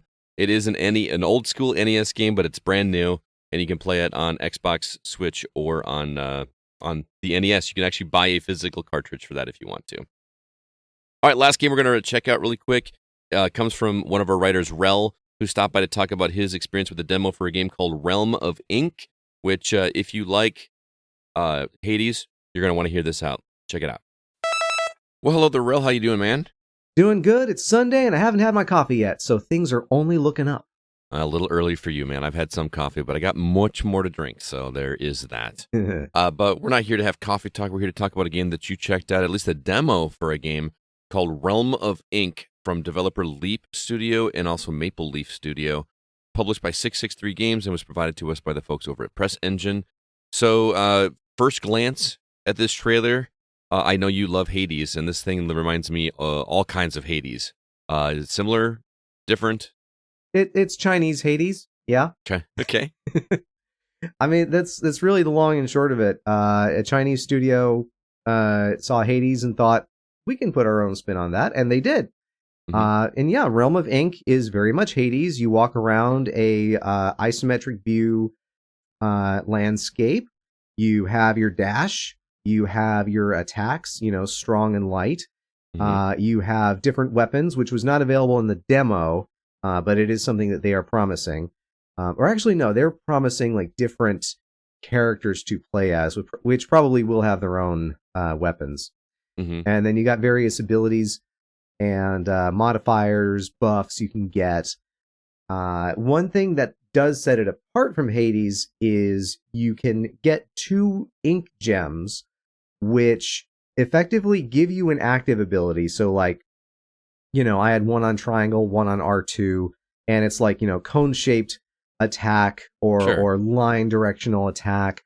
But when you combine the 2 ink gems, it gives you a little pet that can follow you around and attack enemies and basically act as a helper. Now, is that in replacement for those 2 actions, or No. you get it as well? You get it as well. Or once Okay. you get a second ink gem, then you get your little helper. And depending on the combination of ink gems you get different helpers, Mm-hmm. which is pretty neat. I didn't feel like they were super impactful, but also it would be kind of weird if the game was all about letting your helper fight for you. Yeah, exactly. I don't want them to do all the work. Yeah. Don't set it and forget it kind of thing. Yeah. But otherwise, very much Hades-esque. You got enemies that spawn, you kill the enemies, maybe more enemies spawn.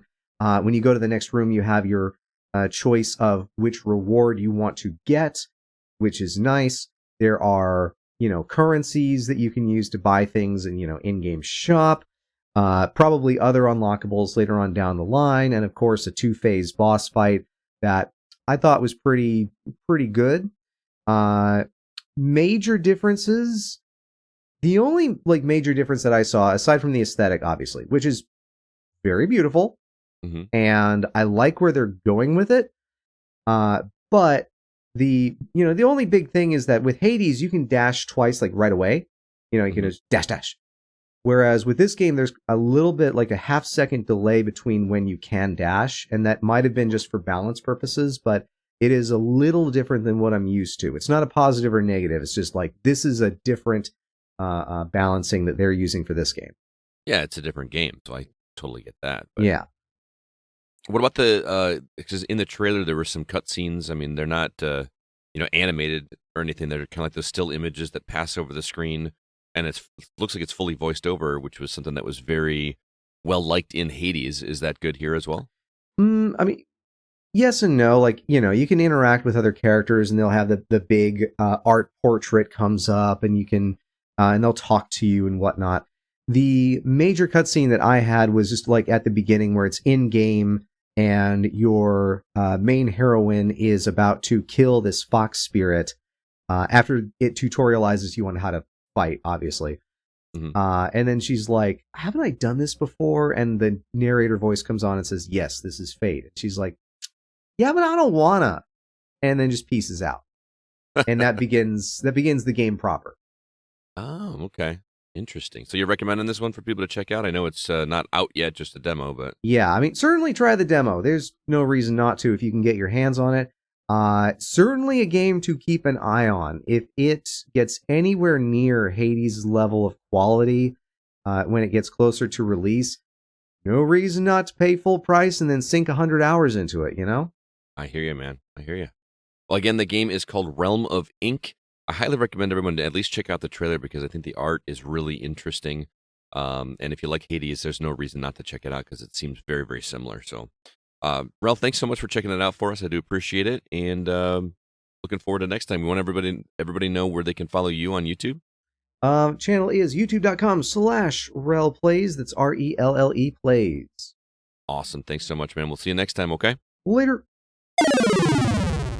All right, thank you, Rel. Appreciate it. Real quick before we get to the topic, I want to remind everybody about social media. We got a new member over on Facebook, Ryan Stockfleet. Welcome to the community.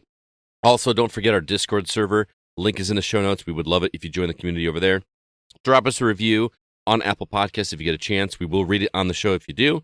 And lastly, check out our website, thegamingoutsider.com. You can find all of our written reviews, including Mark's reviews of Balance and Exilium. Both are on the site. And clearly, we're going to have a review for Lost Crown, Dead Tomb, and other things coming up here in the near future. So please check it out. And now let's go ahead and jump into the week's topic.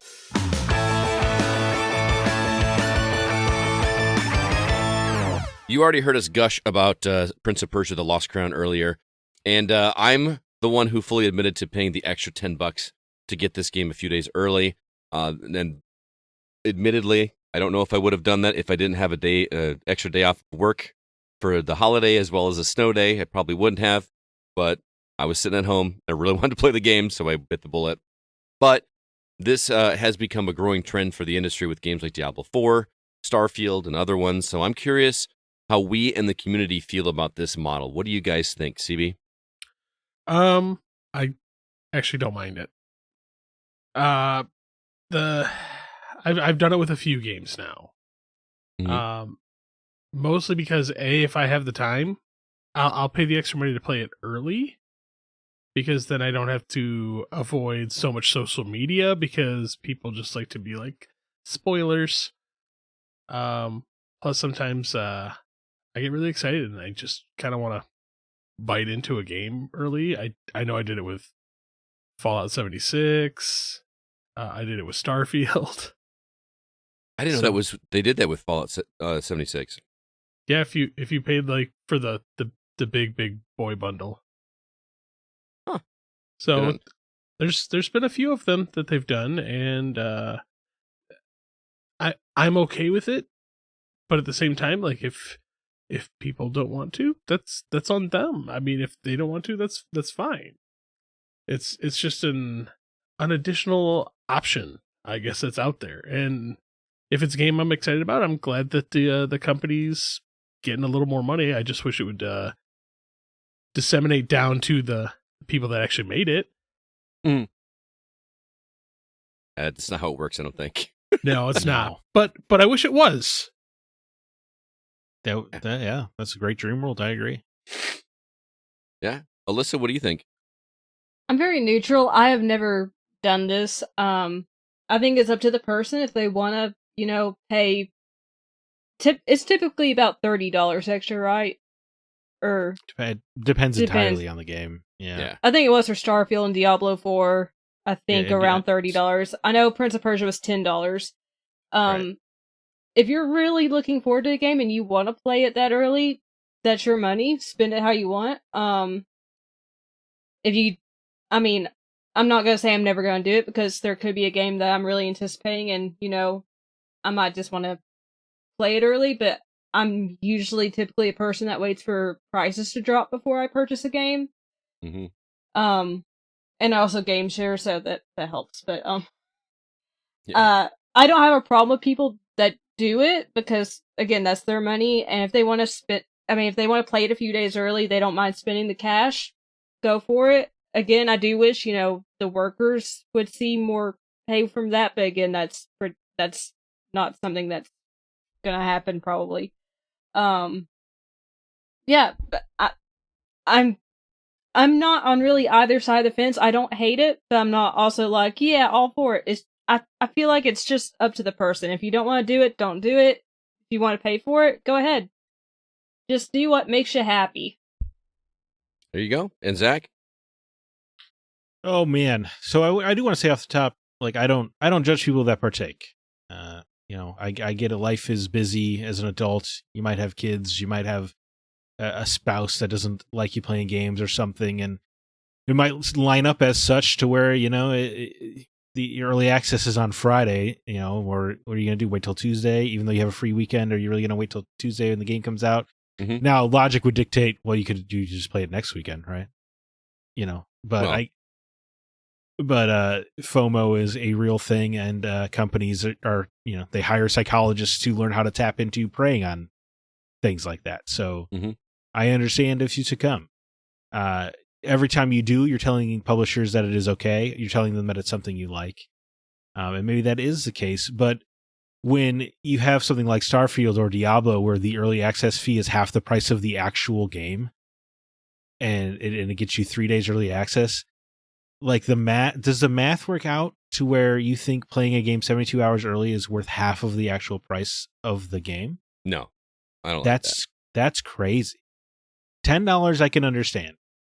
That is the price point where you can if you're going to plan on buying it anyway, especially digitally, that's a price point where you can go, oh, what the hell, you know? Well, especially because that kind of keeps up with inflation, if you think about it. Because to me, this is how developers are keeping up with inflation. Because we've talked about this in the past, that game prices have not really gone up that much in the past 20 years, up until recently when we started doing $70 for some of these AAA games.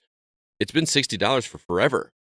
You know what I mean? And so, and I think Starfield is that a $70 one? CB, you bought that one when it was brand new. Yep. Was that a $70 game or is it 60? It was. Diablo 4 was a $70 game, right? So those. So you're having to pay $100 total to play it 3 days early. But something like Prince of Persia, which is only a $50 game, bumps it to $60, feels a little bit better. And to me, that is, again, developers masking price increases in order to keep up with inflation, because things usually get more expensive. Yes, but also these publishers are so successful at nickel and diming you elsewhere that they have record-setting profits every year, and yet also try to sell you this sad tale where they're struggling to make ends meet. But those two things can't both be true. I mean, is that what's happening with Ubisoft and I can't remember the developer, Ubisoft Montpellier? I can't say, but for like, let's look at Diablo 4. You know, was there some world where like, oh, sad little Diablo, man, it needs the extra money? No. Did they say that? That's an excuse you always hear is like, well, you know, it's getting more and more expensive to make games. They got to make the money out somewhere. Mm-hmm. But that's not. But then Activision's like, it's our best year ever. Well, how can both those things be true? Well, because people paid the extra $30 for. it's just, and then everybody gets laid off anyway. So good job helping out the struggling developers. Well, again, you're talking about different developers here, man. You know what I mean? You're using an example of one developer that did this with another developer that did something different. There's not that Venn diagram crossover, sure, right? I wasn't talking about. I mean, yeah, Prince of Persia is a different example, but I say the more egregious $30 examples is where like this trend is quite terrible, and a lot of the games that have had you pay for early access so far have been ones where they've also got microtransactions and DLC and stuff. Like it's just another avenue to try to ring you for every cent you're worth, and it doesn't make you feel good as a fan. It makes you feel like a cow that's getting milked utterly dry. It doesn't make you feel comfy playing a game to me. It is interesting, and like you did bring it up, and I want to swing back to this real quick. But you talk about developers adjust like for inflation, because I mean for into the 90s, games were like $60. I think they were more than that, actually. I think Street Fighter 2 was $80. Maybe. But I mean, just quickly, in 2000, a $60 game, if you were to adjust for inflation today, it's $110. Yeah. Mm-hmm. So, I mean, what we were paying back then versus what we're paying now, like when you think about it, we're actually paying less for games now. Sure, but yes, and I've heard this argument 1,000 times, but also there are 100 million more gamers than there were back then. That is true. So a lot more people are buying games. You know, a game, if a game sold 12 million copies back in the 90s, it would be astronomical. Whereas like 12 million copies for a leading AAA game is not really a number. You know, it's not that exciting of a number. But at the same time, back then, the cost of a lot of other things were much cheaper too. Yeah, that's also true. Absolutely. So yeah, bread was what, 50 cents instead of $5 a loaf. You know, it's so weird to think about like that whole inflation argument. Just because, like, I know Scott's been driving almost as long as I have. Like, I remember when gas was legitimately $1 a gallon. Dude, I remember gas being 49 cents a gallon. Now, that was like one of those gas war kind of situations. Yeah. You know what I mean? It was like just on a weekend it happened to be there. But yeah, gas being 99 cents was like a regular thing. When it went to like $1.49, we were all like, what? We're not paying $1.50 for gasoline. What are you talking about? Yeah. Yeah. So it is a weird thing to think about.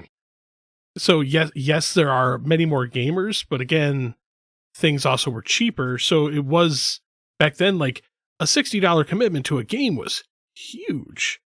Especially Correct, because but also rents were cheaper and mortgages were cheaper, and so And you had also got more paid free less. cash. A family could survive off of one working parent back then. You know, like you have to ignore a lot of realities to make that argument. But that's what I'm saying. sensible. Like now, a $60 game now doesn't seem as big a commitment. yeah, I agree. And So- clearly the market has dictated that people are willing to pay $60+ for some of these games. And if you're not, then don't. It's not like you're being locked out Right. from the game. You can wait. Either wait for when it's not Yes. going to be early access, or you can wait until it's cheaper. But 'Cause their game- marketing tactics are such to where they're going to make it feel like you are being locked out of the game. Careful, Scott. If you're a Nintendo fan, you know the sale is never coming. Well, that's a whole completely different animal. That's a completely That's different true. animal. But I understand what you're saying, Zach, but at the end of the day, going back to the argument with gasoline and inflation of that is a commodity, right? That is something that Uh-huh. is necessary. As much as I You're- love video games, it's nothing that I need in order to survive. Well, you're making the argument of self-control in an environment that has designed itself to try to rob you of that, right? Like they could pay social media to adjust the algorithm to make sure you're seeing more about Diablo when it comes out, so that way you feel worse about not paying the extra. Right? Like, so I'm saying, like, everything is stacked against your idea of self-control and learning patience. Like, you can be the most patient person in the world, but they have people studying the human psyche at these studios to figure out how best to make people like you succumb. Yeah, that feels a little gross. I'm not going to lie. Yeah, like that. So it's not as easy. It's not as simple as just saying, learn to restrain yourself. They are actively working against you restraining yourself. But, well, okay. Psychologically to your very brain. They are doing that, but they also know the fall off is much faster. Like, for a lot of games, a month or two after initial release, nobody cares and nobody's buying it anymore. Especially with the slew of games that are coming out each week. Unless it's Grand Theft Auto. Yeah. Or Hogwarts or Diablo. Yes, but the smaller ones do kind of get like thrown off a cliff very quickly. Sure, yeah. The games that would need this help aren't the ones using these predatory practices. I was going to say the smaller games are not doing that early access kind of thing. Yeah. Mostly because if hey, they did raise let's the price, see that then they wouldn't even be in contention for being purchased. That's a bigger Dave the problem. Diver, you pay an extra $5 you get to play it a week early. Right. I want to see that. I'd be curious to see how that works. Like if they do that, like test the waters with that with some. Well, I guess do we call Dave the Diver an indie title?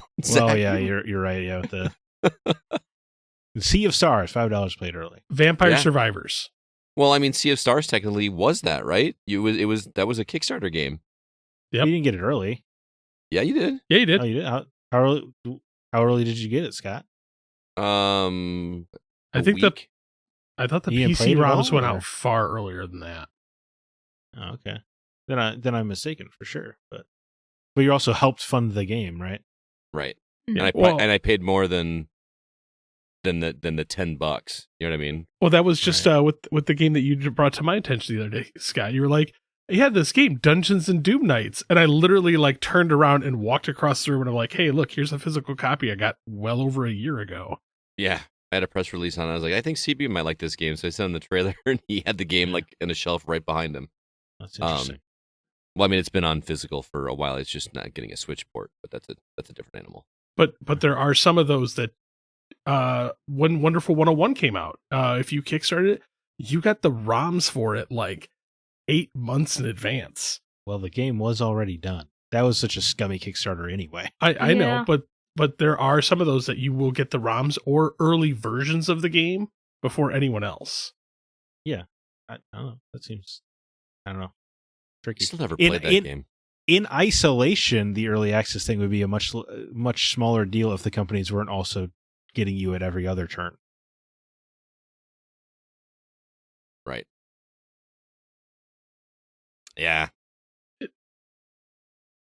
We're all at a standstill right now. Like, Well, we're just all thinking about it. Well, you feel dirty for doing it, but that's also because unfortunately there are people that don't have the ability to do it, and I do feel bad. But God, like there's no way to say this without feeling scummy. Without feeling like you're better than everybody else. That's a problem with it.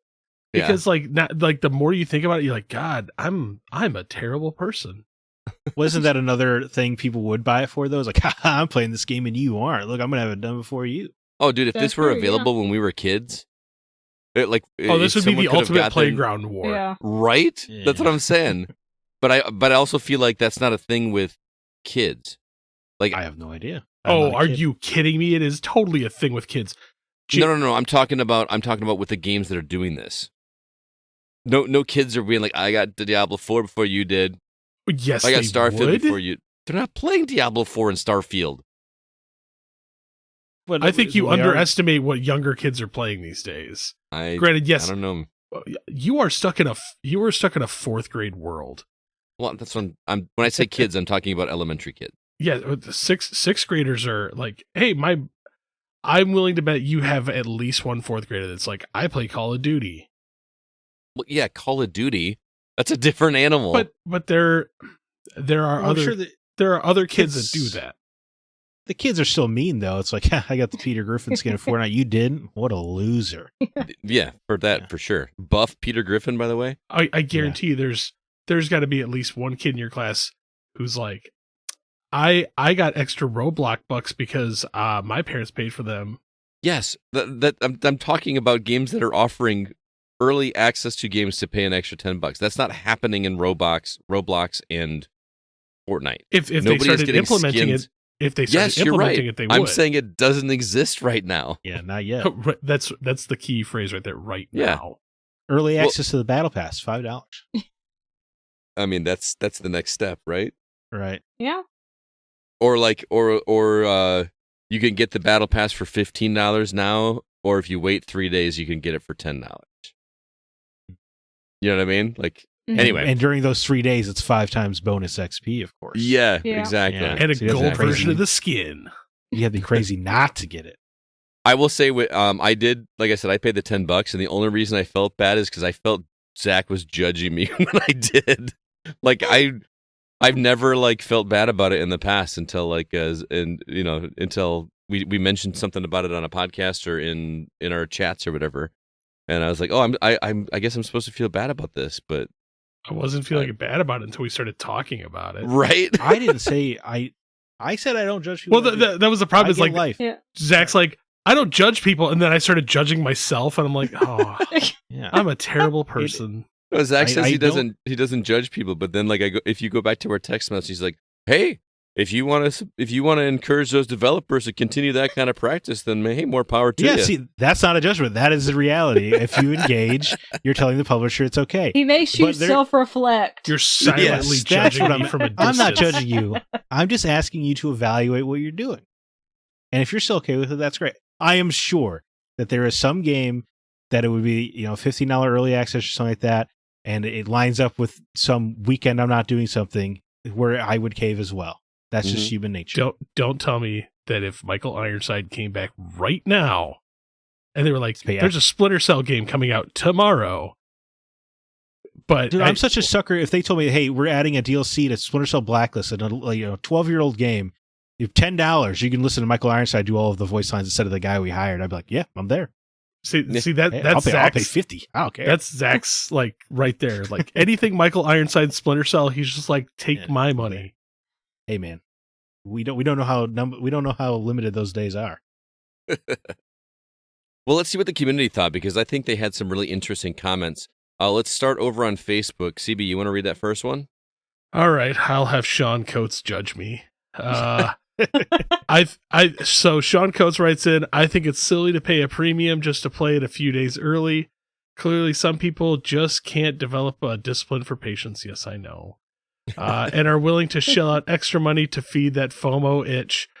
But to each their own. Who am I to judge what people do with their money? I'll only start taking issue with the idea if or when game makers start locking story content behind this model. like a certain game that's coming out. Which one are you talking about? Wasn't it like a Dragon? I thought it was Oh, New Game Plus. New Game Plus. Like, yeah. oh look, there could be additional stuff, but you got to pay for it. Dude, that almost feels scummier because it's been such a does. standard feature of Japanese role playing games since Right. Chrono Trigger. Mm-hmm. Yeah, But you gotta buy the deluxe edition to get it. That's just, oh my god. I love how in Sean's post, he like starts out by judging people that do this, but then says, "Who am I to judge?" Yeah.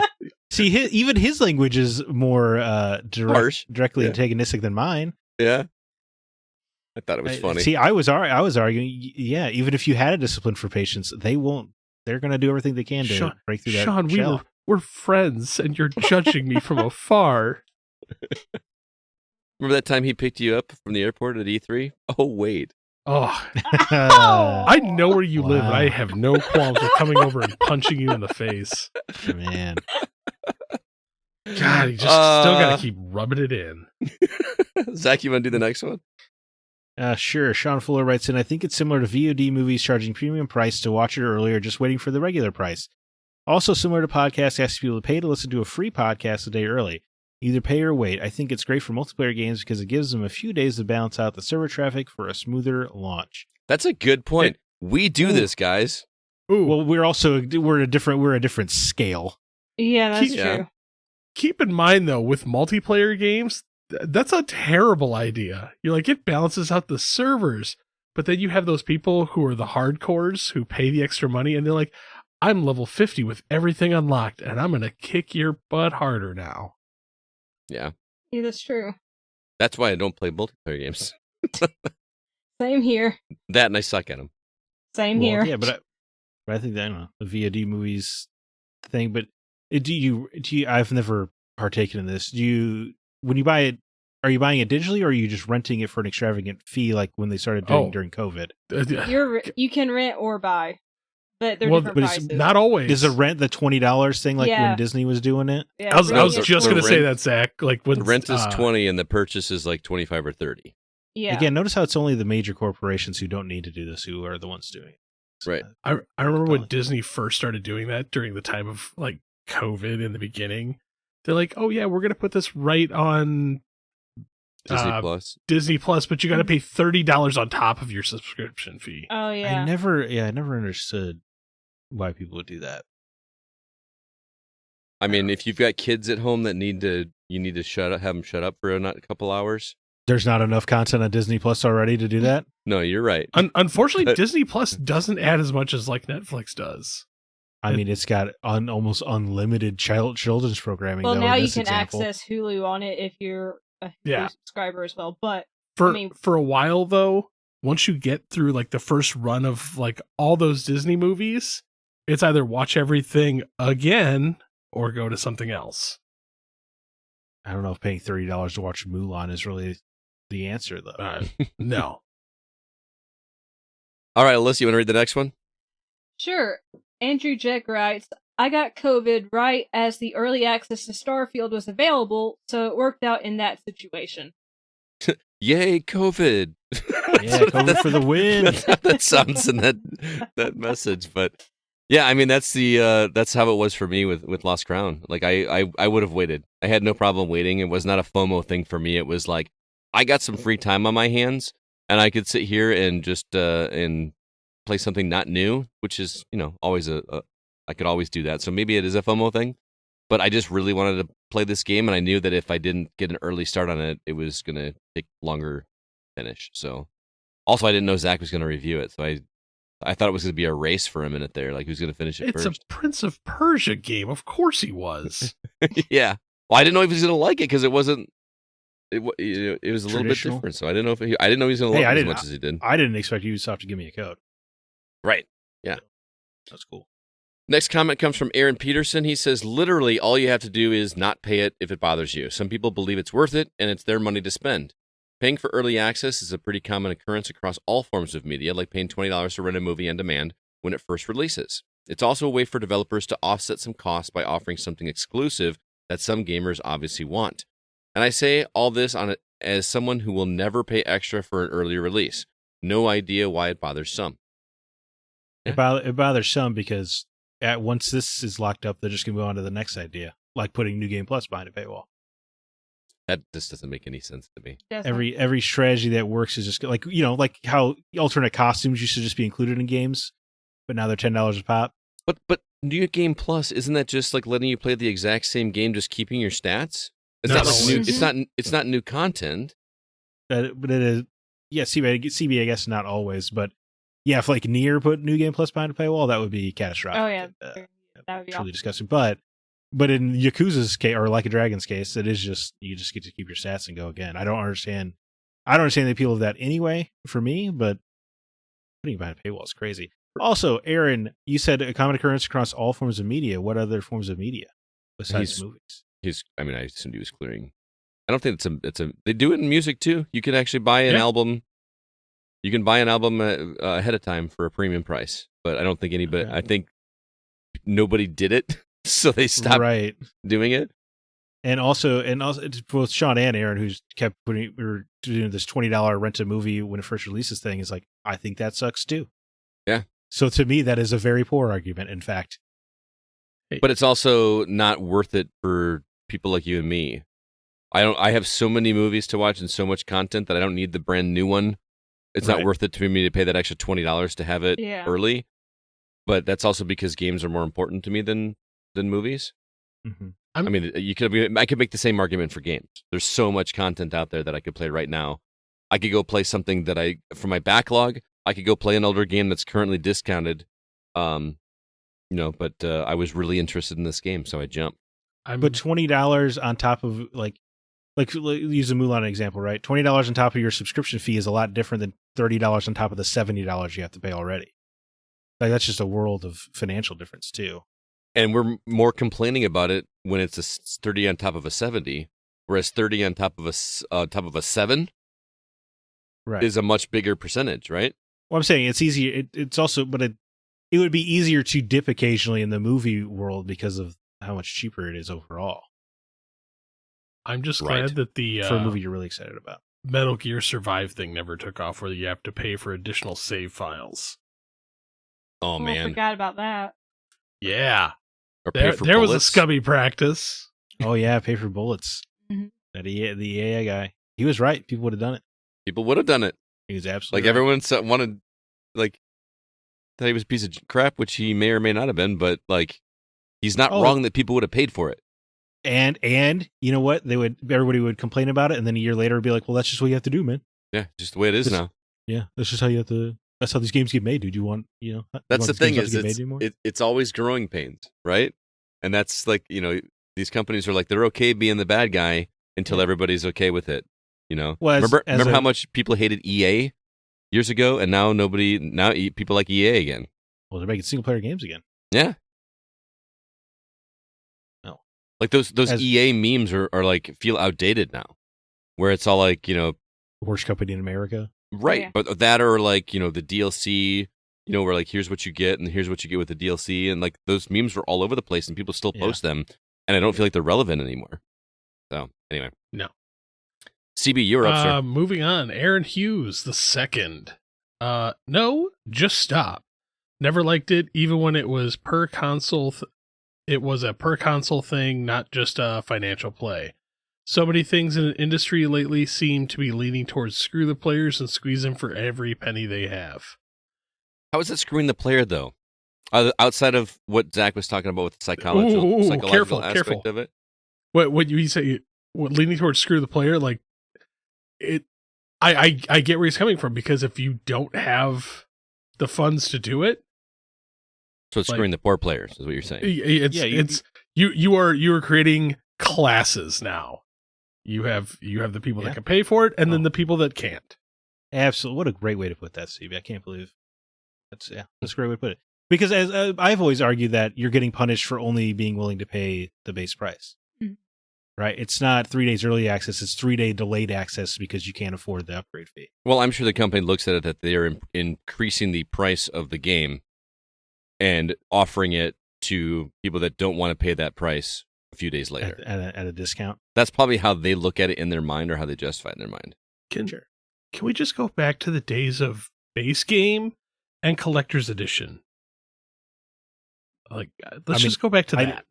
I yearn for the day where it was just base game and DLC. Weren't those the days? But no, I meant like legit collector's editions where it's like you got something like a cool statue, not like, here's an art book. It's digital only. Yeah.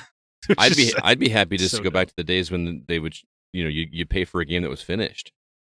Well, that'd be great too. Yeah. That's never happening. No, it's true. Zack? Kyle Boggs writes in, I'll most likely never pay for early access, but this makes me think of the Ubisoft exec comment I saw today. They basically said gamers need to embrace the subscription model versus owning content to get subs to work. Makes you think it could be a segue from one to the other. Granted, I would never pay for a subscription for a game. I don't think they're talking about paying a subscription for a single game, right? They're talking about a subscription like a Netflix or a Game Pass. What's right? the end goal? That's the end goal, right? Yeah. Mm-hmm. The problem with that is, remember when we were talking about like, man, cable sucks. I hate paying for all these channels that I never watch. Why can't we just get piecemeal where I can just pay for things individually? We have that now, and we're all complaining about it. Like, you got to have Netflix, you got to have HBO, you got to have Hulu. That's because in the beginning, it was great because you got that. But now as they've started to merge all these streaming services together and jacking up the price, you're paying more than you did for cable. Yeah, exactly. So, I mean, if you had like Netflix, Hulu, Amazon, and like a couple other smaller ones, you're going to be paying almost double the price that you did for cable. Mm-hmm. It's crazy. So, but I mean, I feel like the number of people that have all of those subscription services are pretty low. Yeah. Percentage-wise. I would think so. And you don't have to do unless they're sharing. Yeah, well, but I mean, even now they're like, we're cutting that off. Yeah. I mean, I get that though. Oh, no, I understand it. I remember being a kid, like you had cable, and then it's like, oh, you want to watch the good movies? HBO, you got to pay more for that. Right. But only some of the movies are there.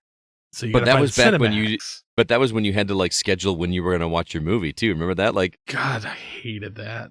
Like this Short Circuit's going to be on at 7:30 tonight. We got to like set our clock. If you were late, because remember how HBO used to do that like back to back to back, like they run it like 3 times in a row. So if you were late, you're like, oh God, I got to wait 2.5 hours so I can make sure to watch it from the beginning. Yep. And now it's like I feel like that's a thing that kids, we always talk about, like, kids will never understand the struggle. I'm gonna add that to the list. I completely forgot about that until you're like, remember this? And I'm like, oh, memory unlocked. Oh. Well, the only time I ever had access to cable was when I went to my grandma's house in like Iowa. So like, we didn't have cable growing up, so it was like a luxury thing. And I used to sit and watch. My cousin used to get so mad at me because I would like watch the preview channel that would just show you what was on and what was coming on, and like plan out my day for what we're going to watch. Like, what are we going to watch? And just sit there and it would slowly Sick or scroll snow up. Days. I remember that. Yeah. Planning out your day. Like, we'll go outside for 2 hours, but then make sure to come inside because that's when the movie starts. Well, Price is Right is at 10 o'clock, so you got to come in for that, right? All right. Alyssa, you're up. Over on Discord, David Newman. That's the second time I've messed his name I'm gonna call him. I'm gonna call him Damon Newman. I'm so sorry. Damon Newman. Damon Newman. David, it's not on purpose. I swear. There's not a grudge. Please forgive me. David Newman says, I've partaken a time or two. I think $10 is a reasonable price point for early access. I think it's a more reasonable, greedy idea than some of the others these companies try to get away with. However, I can see why some people don't like it. It's not always as easy as, if you don't like it, don't pay for it. Because at some point, it gives these companies a reason to start upcharging or find other ways to justify their greedy practices. If we accept these practices, then they'll keep taking everything they can. Look at the self-reflection on David Newman, admitting he partakes, but also admitting that it does damage because it tells the publisher it's okay. Look at that. What a mature adult. And see, I'm torn again because now the more I need to partake, otherwise they're going to be like, oh, this game didn't hit the numbers that we wanted to, so we got to lay off more people. Well, turns out, buddy, they're going to lay them off anyway. Yeah, no kidding. Yeah. Doesn't really matter. Wouldn't that make you nervous to like get into an industry that is booming. An industry that tells you made the biggest hit of the year. Anyway, 300 of you don't have money for Christmas. Adios. Yes. Yeah. It would be a tough sell. And the industry pays lower than other similar tech jobs already. That's a good point. Yeah. That's a tough one. Next comment comes from Mark Zemansky. He says, I like it. It's amazing how all these comments are... there's no straight across the board answer here. Everybody has different opinions. I like it. Initially, it seemed dirty, but it's a great way to increase revenue, increase social media interaction on the topic, and get the big fans some early access. I'll have more FOMO and might partake in an early release next time. I think he was referring to Lost Crown because I know he's playing that game now. He loves it. That's an interesting thing, a way to look at it, where you're charging somebody more to demo the game to get the people that don't want to pay the extra $10 sold on playing it. You know what I'm saying? It's like instead of marketing on marketing. Yeah. I mean, they did actually have a demo for this game, so that's a little backwards. There was a free demo, but so that kind of is shooting into my argument there a little bit. But I could see that being a thing where if there were not a demo available, you give the full access to somebody a week early so they can play it.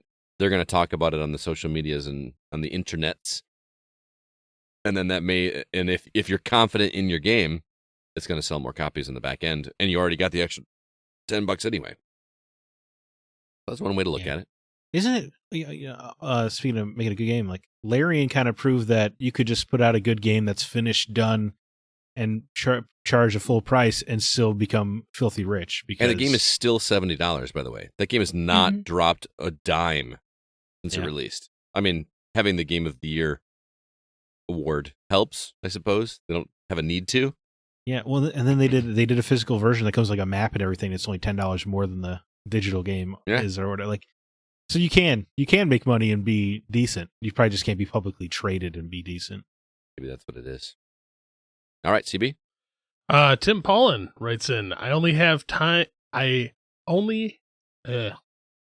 get there. Words. I'm Damon Newman. Tim Paulin writes in, I only have paid for early access twice, Forza Horizon 5 and Forza Motorsport. But I'm also that weirdo that buys every Forza, even though they are on Game Pass. Want to play FH3? You can't if you don't own it. I surprisingly buy like all the Forza games too. I own a copy of Forza Motorsport and I haven't even played it yet. Oh, really? But I mean, that goes to Zach's earlier point. But if it's a franchise that you were in love with, you're seriously dedicated to, that makes sense. I mean, yeah, I bought the physical copy of Prince of Persia despite getting a code for it. Yeah. There are the things you love that you're just gonna. That's true. Go all in for. All right, next one. Paul Hine writes, I have partaken a number of times. In recent memory, I was super pumped for Callisto Protocol, Dead Space, Starfield, to name a few. If a new Mass Effect would come out, I would in a heartbeat pay the extra money to play early, probably a bunch of extra money. In a way, this isn't so much different than pre-ordering and standing in line at the game store to pick up your game at a midnight release. While you had the game in hand for that, I would look at that time spent as worth $10 to play the game a couple days early versus standing in line to make sure you had your copy in hand and going home at midnight to call in sick for work the next day. I don't know. I mean, the difference is standing in midnight release was an event, and it was exciting. Yeah. But it's also standing in line for... with a bunch of like-minded people. Yeah. It's not like a miserable experience. At least you don't... As long as you're not standing outside. I remember standing in line on Black Fridays to get my free copy of Lego Rock Band from Old Navy. Like, that did not seem worth how cold it was outside. But, yeah. I don't know. It comes down to what is your time worth? And I feel like those midnight releases were a thing because there was a concern about not being able to play the game at release because you literally had to have a copy of it in order to be able to play it. You had to have a physical copy. What did like our great grandparents? Do you think they were as hung up on time as we were? What do you mean? Like in the people in the 40s and 50s, do you think they were always concerned about using their time efficiently and effectively? Yeah. What else do you think when they had to walk up hills both ways to school and stuff? Right, of course. And tend to the farm. I feel like we're so obsessed with maximizing our every minute. But I just wonder if it was always that way. we also have more input that we have to deal with than they did. So granted, they thought that like limited time, like trying to find like, oh, don't have enough time to do in the day, but they had different things to deal with that was consuming their time than we do. But I think to Zach's point, like they were much more carefree and not like always on the go.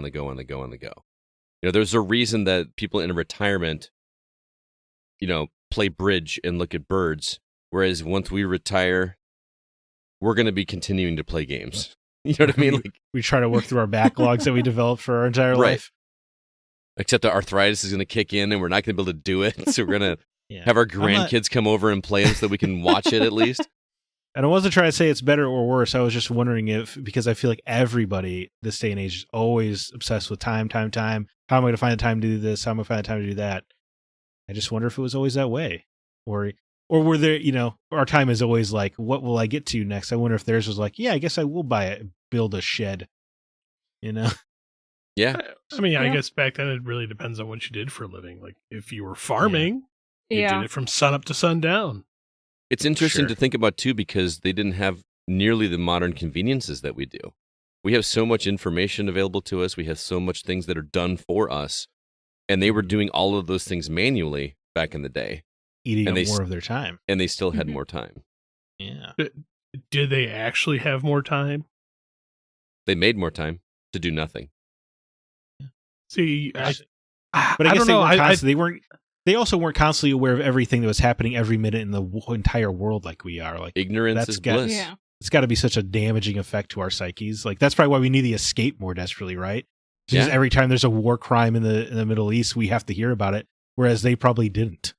Or the fact that they weren't walking around with cell phones telling you which Kardashian is farting in the wind this week. Right, or what horrible thing the person you love said out loud. Yeah. Or can I just say politics? Like, well, yeah, of course, yeah. Like it just like. Well, that we know, right? Like grandparents was like, we don't talk about politics. Right, but that was the thing. It's like you don't talk about politics, and that has been thrown out the window. Definitely. Like clearly you do talk about politics. You can't even order. You have to identify your political party before they let you order at McDonald's, man. You talked about those things, but there was a time and a place. Like you see all the old guys sitting around in the barber shop. Yeah, their cigars going while they're getting their hair cut. This is the time for politics. This is the time for this. Once we leave, we don't discuss again. But somehow you were able nobody hated each other for having a different political belief either. Yeah, isn't that true? This is a different podcast now. But. Yeah, we just got into like a whole different topic here. That Jerry, he hates women voting, but he'll still come over and help fix your fence. Who's up next? I think it's my turn. All right, go ahead. Okay, Jacob Gunderson writes in, this will only breed more predatory practices. Companies will stop releasing games early and start delaying the game for people who don't pay. It'll only appear that you get it early.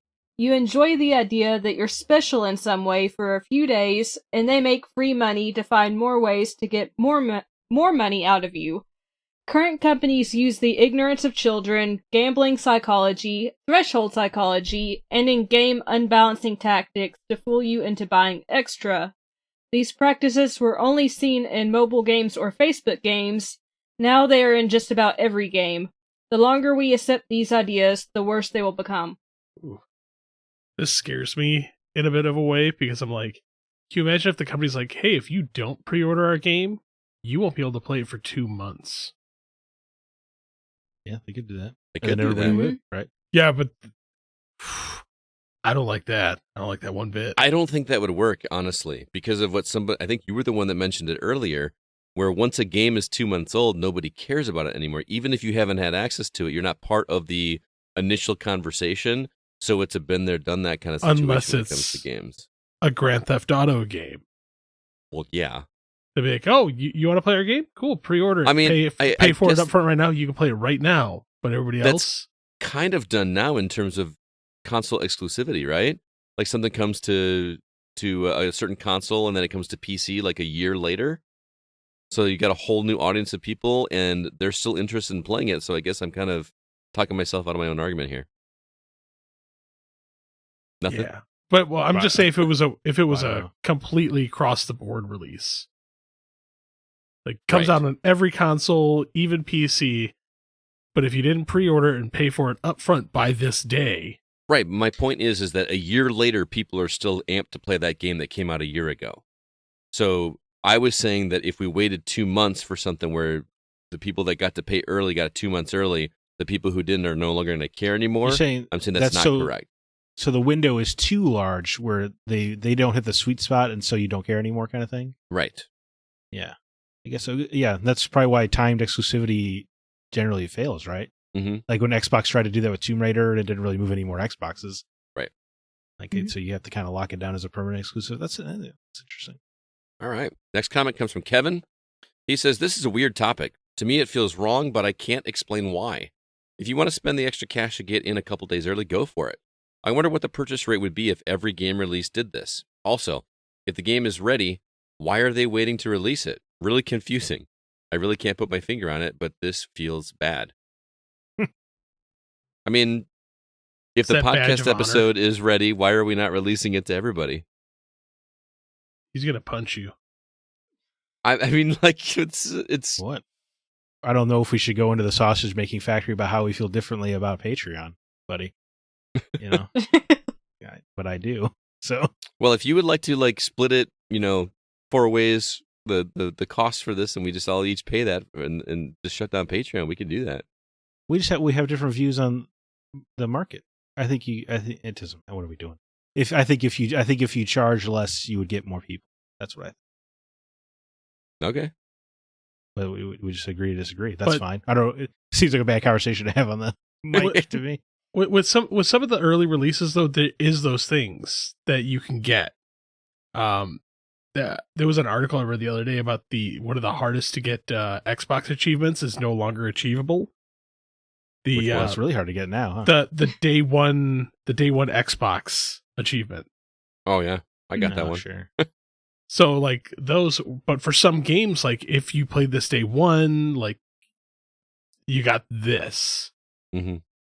or if you paid the extra money, you get a different skin that nobody else can get. Oh yeah. Pre-order Prince of Persia for the Warrior Within skin, kind of thing. Yeah, Was Or- that a thing? Yeah. Mhm. for some of those, like you got additional perks for buying the like $10 extra, like Starfield. It was like a weapon skin. I mean, I meant to mention that earlier. That was part of the Diablo 4 upgrade too.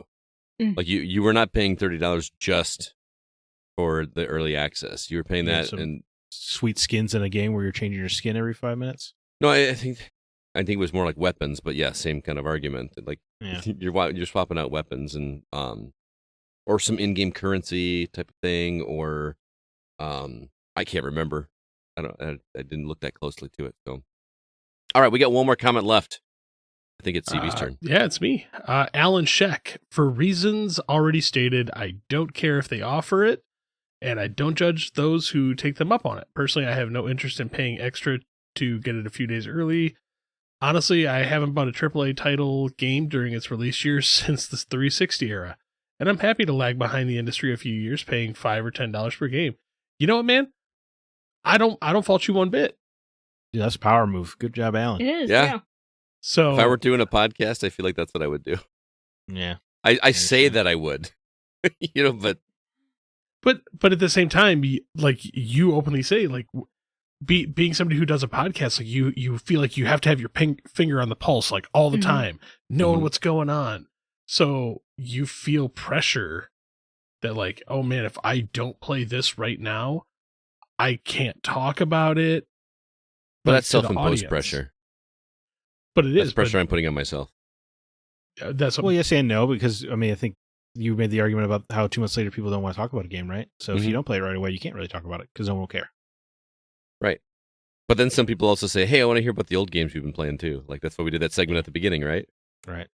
So who knows? Everybody wants different things, but well, guys, that was a fun topic. I did not expect to get that much of a response on that one, but it worked out really well. So thanks to everybody that wrote in. I really appreciate it, and thanks to my co-host for joining in on that lively discussion. But that's going to do it for this episode of the Gaming Outsider. Stay tuned next week for our topic. I'll have it available on the socials. We have not decided what it's going to be. Thanks so much for listening. The episode, as always, was produced by Kevin Honigford, and all the music you hear is written and performed by Grant Henry of Stemage and Metroid Metal. You can find his website at stemagemusic.com, STEMAGE music.com. Please be sure to tell your friends. Email us if you have any questions or concerns. Our address is feedback@thegamingoutsider.com. CB, you got any parting words or recommendations for our listeners? Just been going through and watching some old movies. So for you, Scott, have you seen? I know you've seen like Trading Places. Mm-hmm. But yeah, I went through and watched that. But I finally went through and watched Lost Boys. I've actually never seen that. Is that the Kiefer Sutherland? Yeah. Yeah. How It's you so both good. have never seen? It's so good. Aren't they're from the generation where it would appeal the I most, know. right? It's from the 80s, yeah. Yeah. Very interesting. So it's on the account. Go watch right. it, Scott. I'll watch it. It is an interesting, like, it's interesting to see something that you've heard so many people talk about, but then to finally like sit down and watch it.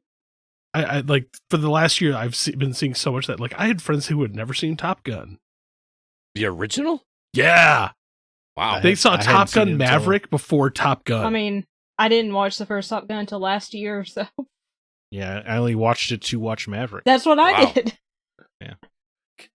So see, Wow. I don't feel so bad. Yeah.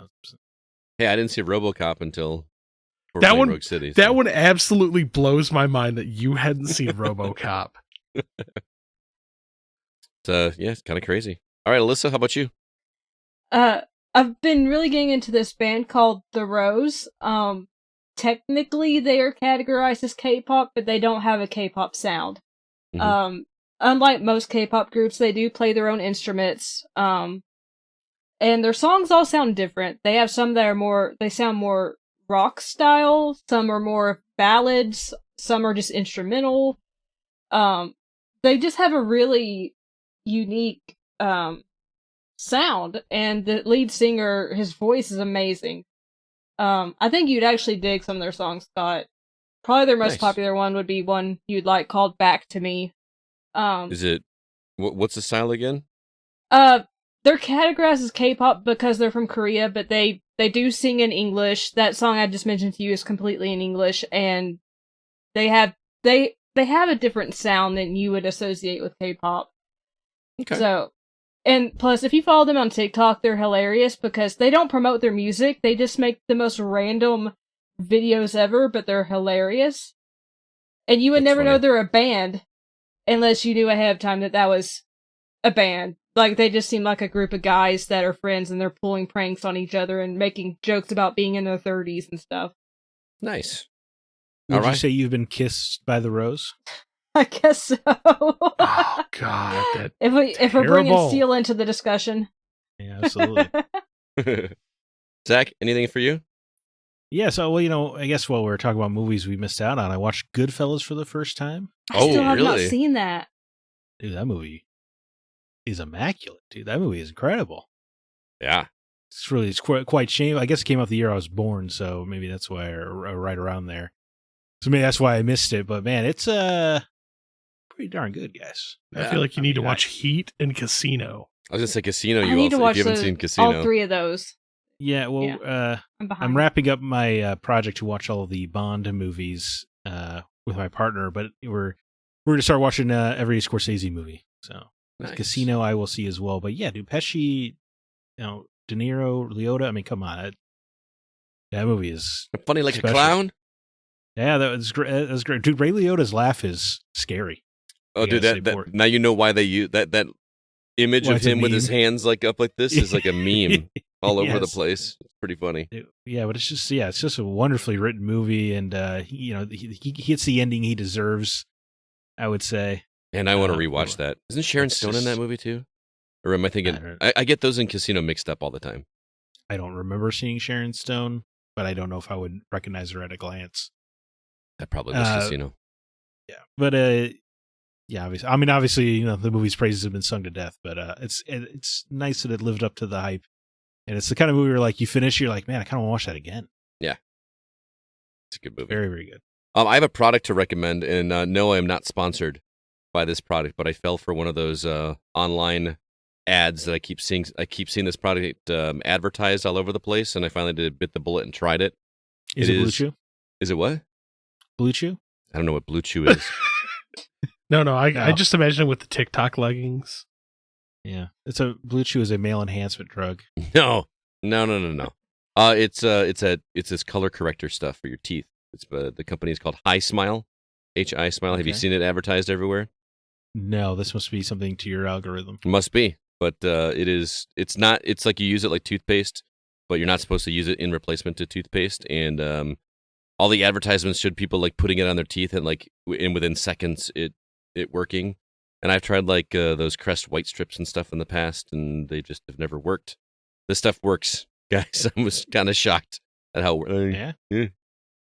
So I can't even see you when you're smiling. I know It's blinding. I was kind of shocked. So this is one of those that actually worked. For whatever reason, I bought it, and then found out after I bought it that it was being shipped from Australia. So it took a long time to get here. But I will say I tried to buy the similar product on Amazon. Amazon has because it's like purple. It's like signature color, and somebody on Amazon has made a similar product, and I bought that, and it did not work at all. The cheap knockoff didn't work, huh? The cheap knockoff did not work, and so I bought this one, and yeah, Hi Smile actually works.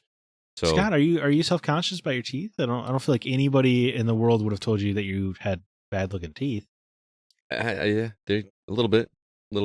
I get annoyed when I watch people on movies that just have perfect white teeth that just look great. He has FOMO for teeth. Yeah. I have fear of missing out on good-looking teeth, though. You know, Hollywood those aren't realistic. That is a lot to digital touch-up. Yeah, I'm sure Maybe. that plays a role, too, but I don't know. Sometimes I see actors' teeth, and it's like scary white. And it's also like their job to look good, right? I don't have Cruise. Yeah, just like it looks unnatural and kind of jarring. Yeah. Anyway, like I said, it's one of those products where I wish I had someone to be able to tell me, yeah, this stuff actually works, because it's you see the ad and go like, oh yeah, I'm sure it works. You've got this whole thing set up, whatever, and I tried it and it actually worked. So for what it's worth, Just start sending you some of those products, Scott. What's that? I'm gonna start signing you up for some of those products, like the trial modes. No, don't do that. Like, remember back in the day where if you want to get at somebody, you took all those like magazine subscription cards and like get like a stack of them and just fill them out for somebody. Oh, I will tell you right now, there's actually a website dedicated to that. One of my old partners at work, I signed him up for 50 different magazines that were free. At least they were free. Yeah, but some of them were questionable magazines. I'm intrigued. All right, well, let's get out of here, guys. It has been an awesome episode. Good to have all four of us back again. Until next week, I'm Scott Clark with Zack Parkerson, Alyssa White, and Chris Behrensmeyer, and we are The Gaming Outsider. And remember, there's no such thing as a bad game, just games that aren't for you.